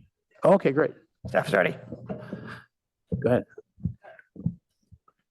Good Thank evening. you, My name is Alan Curatore, Director of Utilities. We do have a rather large project coming forth to the council tonight. So this is our first utility scale battery storage, energy storage project for the city. We have Dr. Jim Stack, PhD, online remotely, so he will be joining and providing the presentation. I'm also joined here with the Assistant Director, Carla Daly, our Assistant Director of Resources. Thank you. Good evening, council members. I'm Jim Stack, Senior Resource Planner, and I'm happy to share with you this trolley energy storage contract. Next slide, please. First, I wanted to set the stage by kind of taking us back a couple of years to 2023 when staff brought to you our Integrated Resource Plan, or IRP. Now, an IRP is a long-term planning document where we look out 20 plus years into the future. We describe what we see as our anticipated load over that period of time, and then we look at our supply of resources that we have in our portfolio to meet that load. And then to the extent that there are any gaps between our demand and our supply, we put out a plan to try to address those gaps by bringing new resources into the portfolio, all while maintaining compliance with our regulatory and statutory obligations. So 2 years ago, we brought to you our IRP. It had a load forecast that included, for the first time in quite a while, some significant load growth over that planning period, especially in the first few years. And so what the graph on the right shows our forecast from that period of time, and overlaid on top of that in the dashed red line is what we have actually seen during the first few years since 2020 of load growth, and then our forecast for the future. So we are seeing over the past few years a substantial amount of load growth that is tracking right along with our forecast from a couple of years ago during in our IRP. In fact, we've seen 12% growth just from 2022 to 2024. And a lot of that is a result of new data center projects that have been developed in the city, as well as some electrification load growth from some of the SCAP initiatives that our staff has been pursuing. And then in addition to that load growth, we also were noticing that some of our older power purchase agreements from back in the kind of the mid-aughts were set to expire during the planning period. And so as a result, we knew we had a need for additional resources that we needed to bring into the portfolio to meet our energy and capacity needs. So to meet those, next slide, please. To meet the demand for those new resources, we began participating in a request for proposals for new renewable energy and storage projects through the Northern California Power Agency, or NCPA. And that process began about a year and a half ago, and it resulted in about 30 proposals being submitted. All these proposals were for either solar or battery storage or a combination of solar and storage. So unfortunately, it didn't include the diversity of resources we were hoping for, but nevertheless, we saw a few good proposals in there, and we began pursuing them pretty actively in negotiations with the developers who submitted the proposals. However, I want to mention that there are some significant challenges right now in procuring new renewable energy resources, particularly in California. The first of those is that the timeline for getting a resource online and connected to the grid, it can take 5 or 6 years or longer just to get through the process, because there are so many resources that are trying to connect to the grid that the grid manager is having a hard time getting through all those applications. And that introduces some uncertainty when you sign a contract for a new resource, whether it'll actually come to fruition at the end of that time period. And the second issue, of course, is that over the past 8 months, we've seen just an enormous amount of changes taking place at the federal level as a result of the new administration in Washington. You're obviously probably all aware of all the changes in tariffs and tax incentives affecting renewables projects, and these are particularly impactful for solar and storage projects, where most of the products that are being used to build those projects are coming from companies in China. So they're highly exposed, and that's creating a lot of challenges between the developers of the projects and utilities in terms of trying to figure out who should carry the costs that are being introduced recently and the uncertainties and the risks. And all of that is to say that we were initially hoping to bring you a solar and storage project as well as the storage project that we're proposing tonight. We got right up to the finish line in negotiations with another counterparty, and unfortunately things fell apart at the last minute due to this uncertainty and lack of agreement on how to share the risks in those in these that have been introduced recently. Next slide, please. With that being said, we do have the trolley pass project to share with you tonight, and we're very excited about it. Trolley is a 400 megawatt battery storage project that's located down in San Bernardino County, and we're recommending that Palo Alto take a 50 megawatt share of the project. The rest of the project will be contracted for by other NCPA members, and Santa Clara will actually be taking kind of the lion's share. I believe they're signing up for 280 megawatts. So we're all kind of very, very bullish on this project and really optimistic about adding it to our portfolio. The contract will be for a 20-year term starting in 2029. It has a contract price of $12.71 per kilowatt month, which translates to an annual cost to Palo Alto of about $7.6 million. There are some caveats on that with the asterisks. What we're seeing in the industry now is it's becoming quite standard because of all the uncertainty that's been introduced recently with tariffs and tax incentives changing, that developers are really insisting on provisions being added to contracts that allow them to raise the contract price after you execute the contract if they can show to an independent auditor that their costs have increased due to some of these specified reasons here, like tax incentives and tariffs. So that could result in a slight increase in the price of the contract up to 6%, and that has to be invoked within the next year.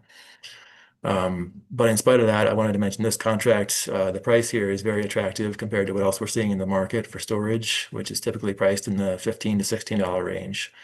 So even with a 6% adder, this is still more attractive than most of the other, really all the other offers we're seeing in the market today. So that's the cost side, but then in terms of the value side, storage projects provide two sources of value to utilities. The first is the value of their energy. So when we charge the battery, we have to pay for the energy that goes into the battery, but then we get revenue for the energy that comes out. And because this project is located down in Southern California, which is just completely saturated with solar resources, all those solar projects during the middle of the day when they are generating lots of energy, they really push the price of energy down. So it can actually go below zero. So you can actually get paid to charge your battery if you're absorbing the energy and charging at that period of time. And then in the evening when the sun goes down, all that solar energy goes away and prices really soar. So you can take advantage of that differential in price. It's called energy arbitrage. The other source of value from batteries is the resource adequacy or capacity value, which I can speak to in a minute. But altogether, we are projecting that when you add together these value streams and compare that to the cost, it results in a net value to the city of about $8 per kilowatt month, or about $4.5 million per year. And so even if there's a 6% price increase, that still represents, we're still going to see a net value of about $4 million per year in our projections. Next slide. So I wanted to touch real quickly on what resource adequacy is, since that's one of the two main value streams provided by storage resources. RA, or capacity, is an energy market product that's designed to ensure that the grid remains reliable during all hours of the year. And essentially the grid operator, the California Independent System Operator, requires all utilities to procure a certain amount of capacity, which is basically steel in the ground that can generate during the peak hours. And we have to procure enough capacity to meet our peak demand every month, plus about 15% extra, just to ensure that we have enough. And storage resources are, they're very grid responsive. They can respond very quickly at the drop of a hat. And so they get credited with providing capacity, and that'll help us meet our compliance obligations with the independent system operator. Next slide. So this is a graph showing our capacity balance. So the solid gray line represents what we are forecasting to be our capacity requirement. And then the stacked bars represent our supply resources over a 20 or so year term or period. And at the top of the graph in the light gray speckled bars, that's the capacity from the trolley pass project. And as you can see here, that our capacity supply looks like it's in very good shape compared to our requirement level. But the reason we are recommending a 50 megawatt share of this project is because there's a significant amount of uncertainty around one of our resources, actually our largest single resource in our portfolio, a hydro resource. In a few years, because of some regulatory and market changes, there's a risk that we might not be able to count as much capacity from that as we currently do. So we could lose about 50 megawatts of capacity from that resource. So that's why we're recommending this share of the trolley project. And next slide shows our energy balance. So the dark gray line is our load forecast out to 2045, and then the stacked bars represent our supplies. And you can see that the stacked bars, the supply resources kind of dwindle over time as some of our contracts start to expire. And so we have a gap forming between our load and our supplies starting around 2029. And that's represented by the very light green bars at the top there. And to meet that gap in the future that we're anticipating, we are pursuing a number of different avenues. NCPA, for example, is about to issue another RFP, and we're going to actively participate in that and pursue new renewable energy projects. We're also in some discussions with a couple of our suppliers from our older contracts that are set to expire about extending some of those contracts. And we're also in some discussions with another NCPA member that might have some excess supply in its portfolio to share with us. Next slide. But in terms of this contract here, the NCPA Commission approved the trolley pass contract back in June. Also, the city's Utility Risk Oversight Coordinating Committee, or UROC, recommended approving the contract also in June. And the Utilities Advisory Commission recommended approving the contract unanimously in July. A few of the other members of NCPA who are participating in the project have already approved the contract, and the others are expected to do so by the end of the month. So that will take us to our recommended motion, and I'm happy to answer any questions if you have any.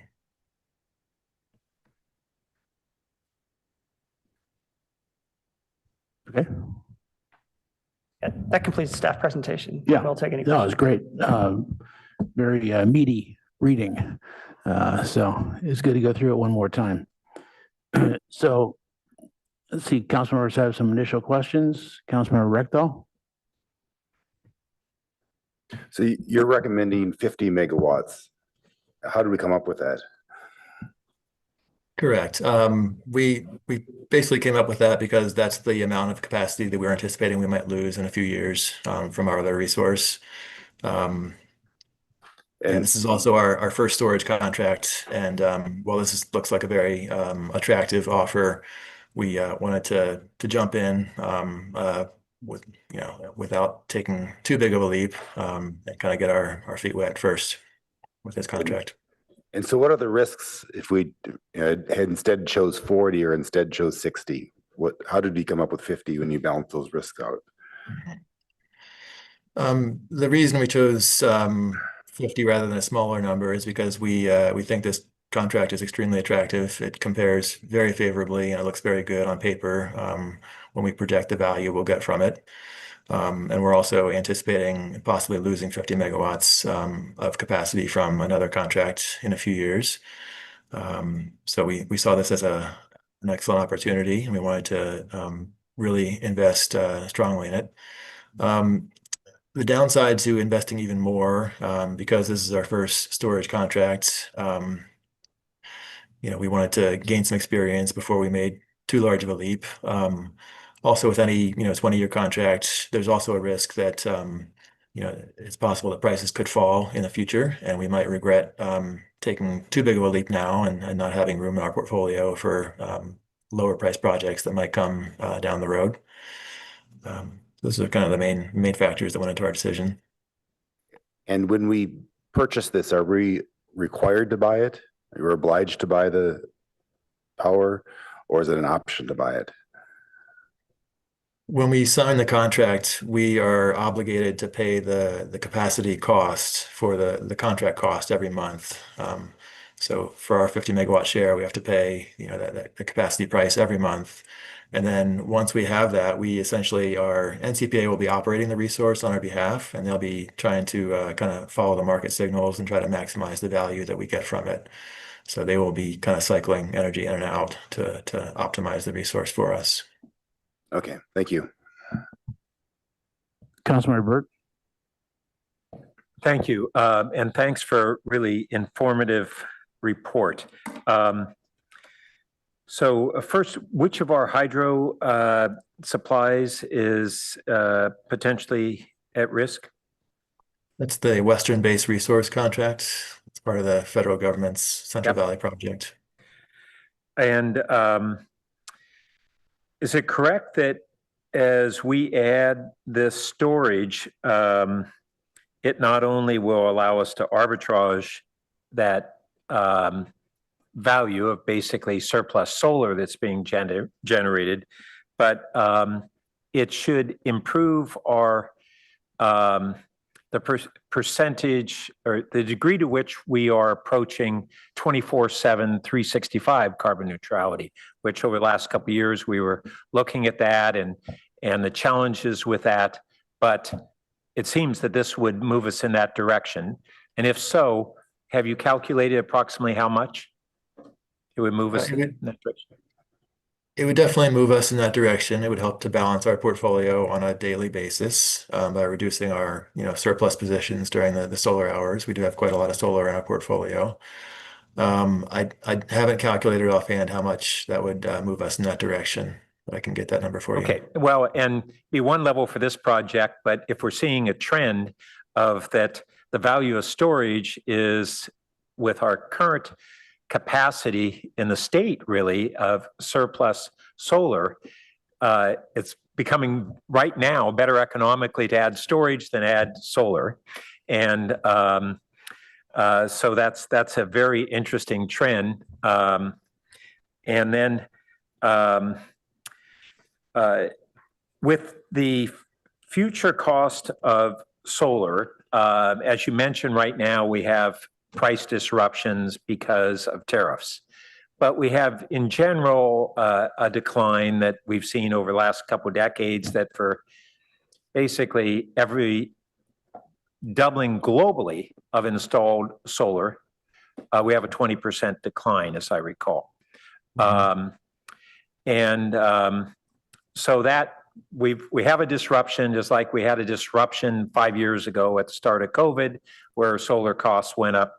But I anticipate that we'll go through a 2 or 3 year period, and then we'll see that solar decline again, and maybe see solar plus storage that becomes favorable again. So I'm looking forward to that. I was also fascinated by the big range difference between our load projections, between what we're projecting and then the potential current high. At a later time, I think we'd be interested in maybe in the SCAP committee understanding what are all the variables that are the unknowns that are contributing to that big band that's there. Hopefully over time that band narrows as we learn more and see how all this flux pans out. I will just add that the only hesitancy I had is that whether even without the tariffs, the decline in storage is the thing that's really dropping rapidly. We'll see some fairly good decline in solar in all likelihood over the coming years, not necessarily the next 2 or 3, but we're locking ourselves into a storage contract, and we may see cost of storage decline fairly significantly in the next few years. The fact that it's still a good deal makes me okay with it, but I do have that qualm of, are we going to see a year or 2 from now an even greater drop? I go back to, almost 15 years ago, when our staff was certain that the cost of renewables was just going to go up and up because we had a 2 to 3 year period where it had. Council basically pushed back, and within a year or two, we started seeing it fall off a cliff, and it fell further and further. And to our benefit, and that's a big part of why our residential rates are half of PG&E, even though we're 100% carbon neutral. So I'm anticipating something along those lines in storage, but I don't think that outweighs this being a good decision. So thanks so much. Councilmember Lou? Thank you. And I definitely align myself with Councilmember Burt's comments. I'm just curious, this will come online in 2029, and the regulatory changes could potentially come in effect in 2027, reducing RA by 50. So what would be the potential penalty between 2027 to hypothetically 2029, assuming the project is on schedule? If the worst case scenario does come to fruition and we lose all that RA from Western, we would go out on a short-term basis and into the market and purchase stuff on a 1 or 2 year basis. So we wouldn't necessarily face any penalties. But if you are short of your resource adequacy obligations, you can face penalties, especially if the grid as a whole becomes short and there's a crisis situation. You can get hit with some fines for that. Okay, so if we lose that 50, that is very likely an action that we would have to take, because the fines and penalties, there's no excuse for just being a little bit under for just a couple of years. We would have to go out, or else the fines would be onerous enough that they would be yeah, right, got it. And so what are the assumptions that need to be true for this to be a net financial benefit?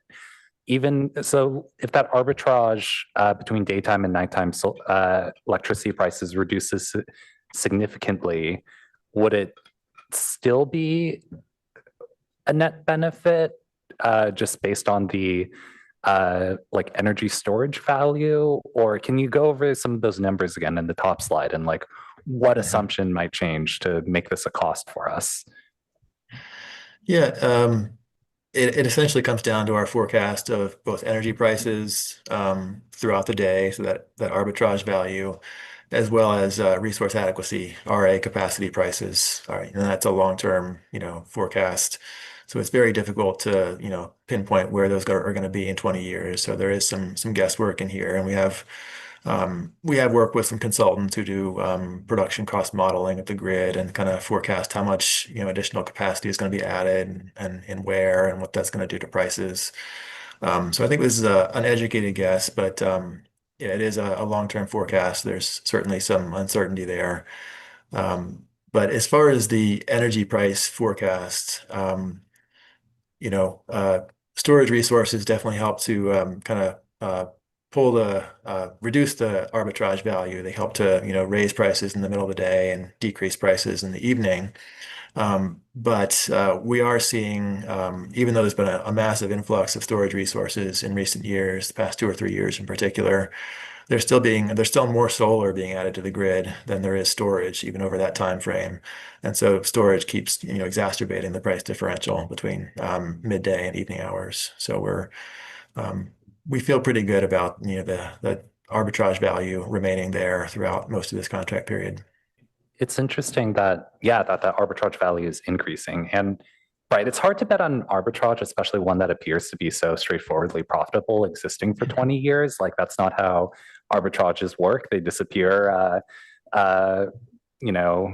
within a reasonable time frame. But yeah, I think buying 50 in the ballpark of 50 is probably a decent, it's a reasonable bet. Like, we aren't over investing, we aren't over indexing on the arbitrage, and we aren't over committing for when presumably battery costs decline in the future. So I think this looks good overall. If I can also add, Alan Curatory, Utilities Director. So, we have anti-speculation, guidelines, yes.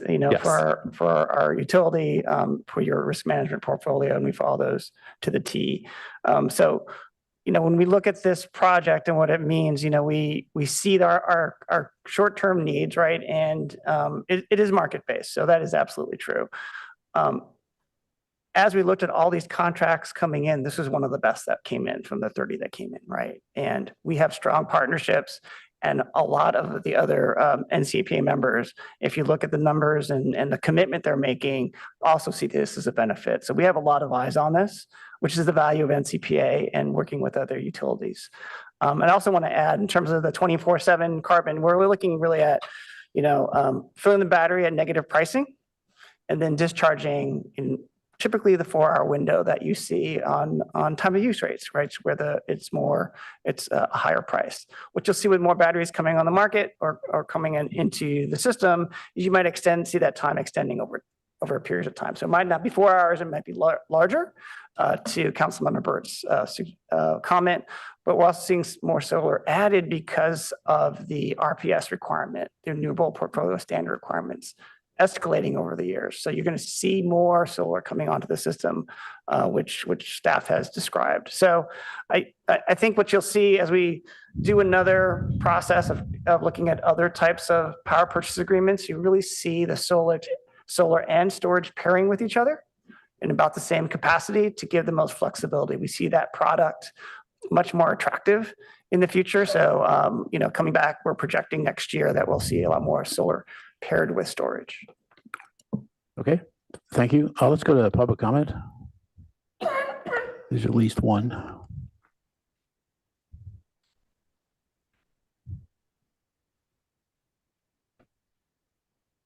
We have one request to speak, Stephen R.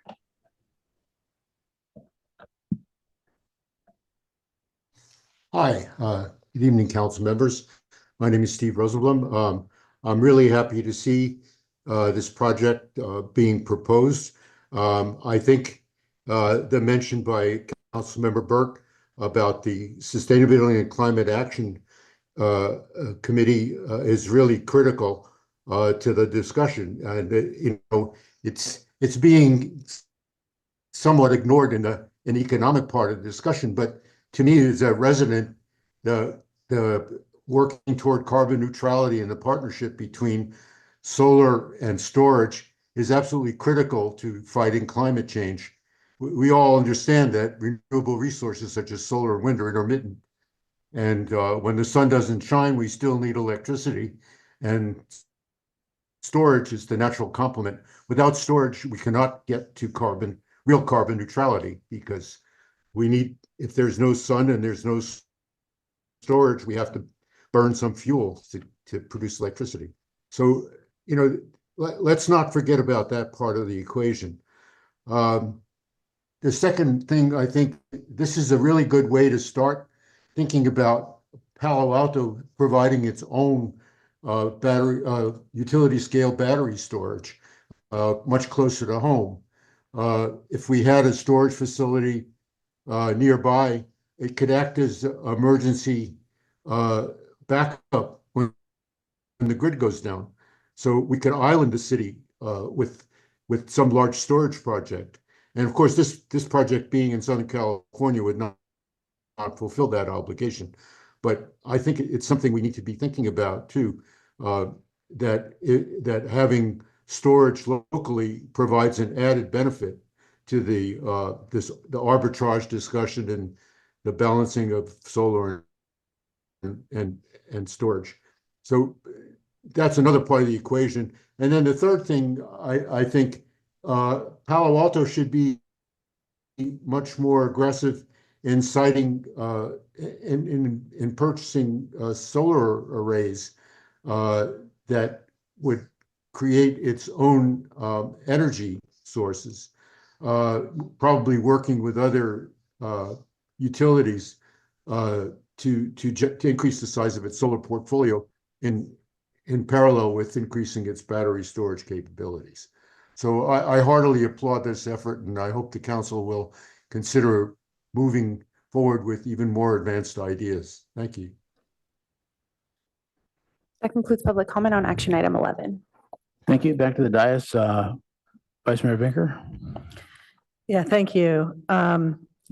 I want to thank you, Dr. Stack, for the presentation tonight. It was incredibly thorough and very well explained.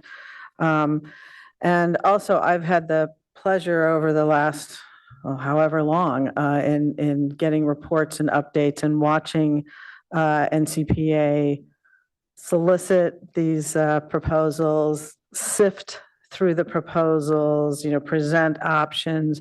I've watched our staff look at the right sizing of the contract, vetting the contract, doing, answering for themselves all the good questions that you all have asked them tonight. And it's just a tremendous amount of thought and work and excitement, honestly, has gone into procuring this.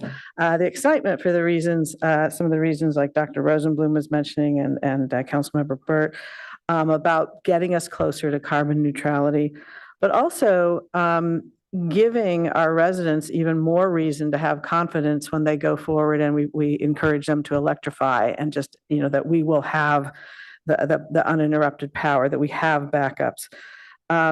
It would be nice if we could have more utility scale battery storage here, but tough to find a place to put it. There's a whole lot of challenge. I have watched this whole project unfold.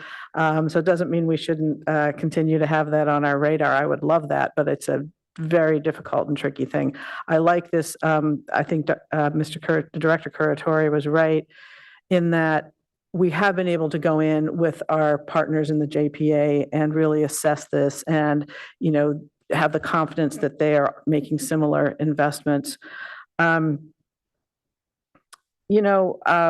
mentioned the cost of storage declining. I agree that's likely, and I hope it's likely, because I think our demand is going to do nothing but increase. I think it's darn near insatiable as we watch not just electrification, but AI and data centers, and those needs just grow and grow and grow. And what we've seen so far, we might not have predicted a decade ago. So when you look at these predictions going out, farther than that, we don't know what we're going to see.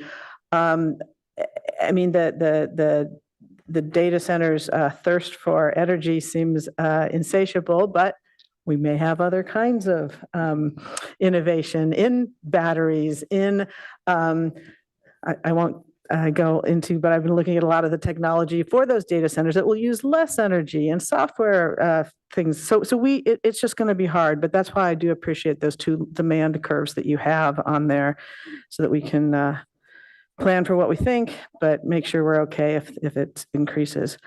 I do have one question, and that is, I mentioned earlier tonight the passage this weekend, and we expect the governor's signature on the Pathways bill.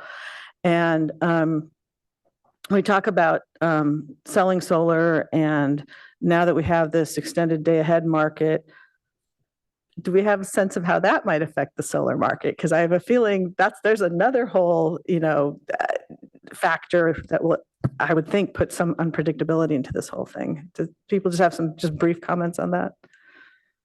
Yeah, it certainly does add some a big X factor into the projections. It's really hard to say. A lot of it depends on which areas of the West actually join the extended day ahead market. But yeah, if there is kind of a big coalescing around EDAM, and it really does have a wide footprint, there is a possibility that could help absorb some of our excess solar in the middle of the day and kind of decrease the arbitrage value a little bit. But yeah, there's a lot of uncertainty about what is actually going to happen with EDAM. Yeah.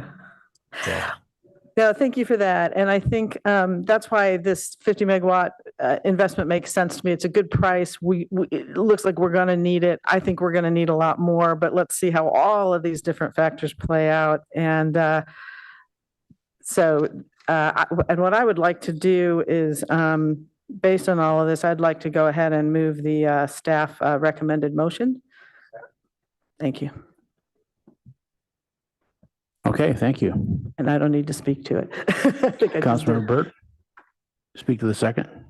Just briefly, I wanted to support Steve Rosenblum's comment on that we should really be examining local storage for its additional value for resiliency. So we get this arbitrage value statewide. It helps the state grid in its resiliency and balancing the grid, but it doesn't provide that local additional value. And there would be a higher cost locally, but I really want us to be able to see that and make those value-based decisions based on cost and that less tangible benefit. It's not a clear economic benefit. Thanks. I would just say quickly, I completely agree with that and support that, except that from what I've seen, they have to be really, really, really big, like physically big, and it's very difficult to do here. So I do hope it's something we continue to explore, but I think it's quite a challenge. Okay, there are no more comments. We can go to a vote. Councilmember Stone, Yes. Councilmember Burt, Yes. Vice Mayor Vinker, Yes. Councilmember Lithcott-Hames, Yes. Councilmember Lou, Yes. Councilmember Rectal, Yes. Mayor Lowing. Yes, Motion carries unanimously. very good report. Thank you, folks. Thank you.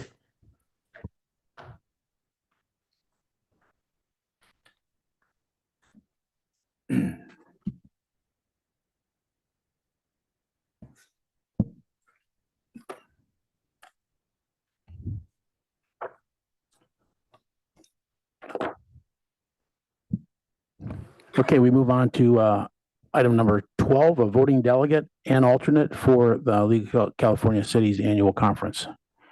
It costs less than 161 million like the last one did, so. All right. This should be a fairly quick item. Tonight, the council is asked to designate a voting delegate and alternate for the League of California Cities Annual Conference, which will take place October 8th through 10th in Long Beach. Each member city is entitled to one voting delegate at the General Assembly, where city officials vote on Cal City policy resolutions. Vice Mayor Vinker is registered to attend. Council may designate one voting delegate and up to 2 alternates by city council action. Cal Cities did not receive any general resolutions by the August 9th deadline. Petitioned resolutions may be introduced during the Cal Cities Annual Conference and Expo.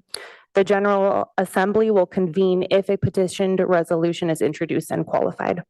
And that is it. I'll turn it over to council. Okay, so we need some nominations. A good place to start is Vice Mayor Vinker, since she's registered. If you would, I would be happy to nominate you. Second. Yeah, no, I think I'm the only choice because I don't think anyone else will be there. So I'm feeling very special, but thank you. That's quite a campaign speech. Okay, seeing no other nominations. The correct answer is you're the best candidate. I'm the best and the worst, but I'll stick with best. Thank you. All right, let's put that to a vote.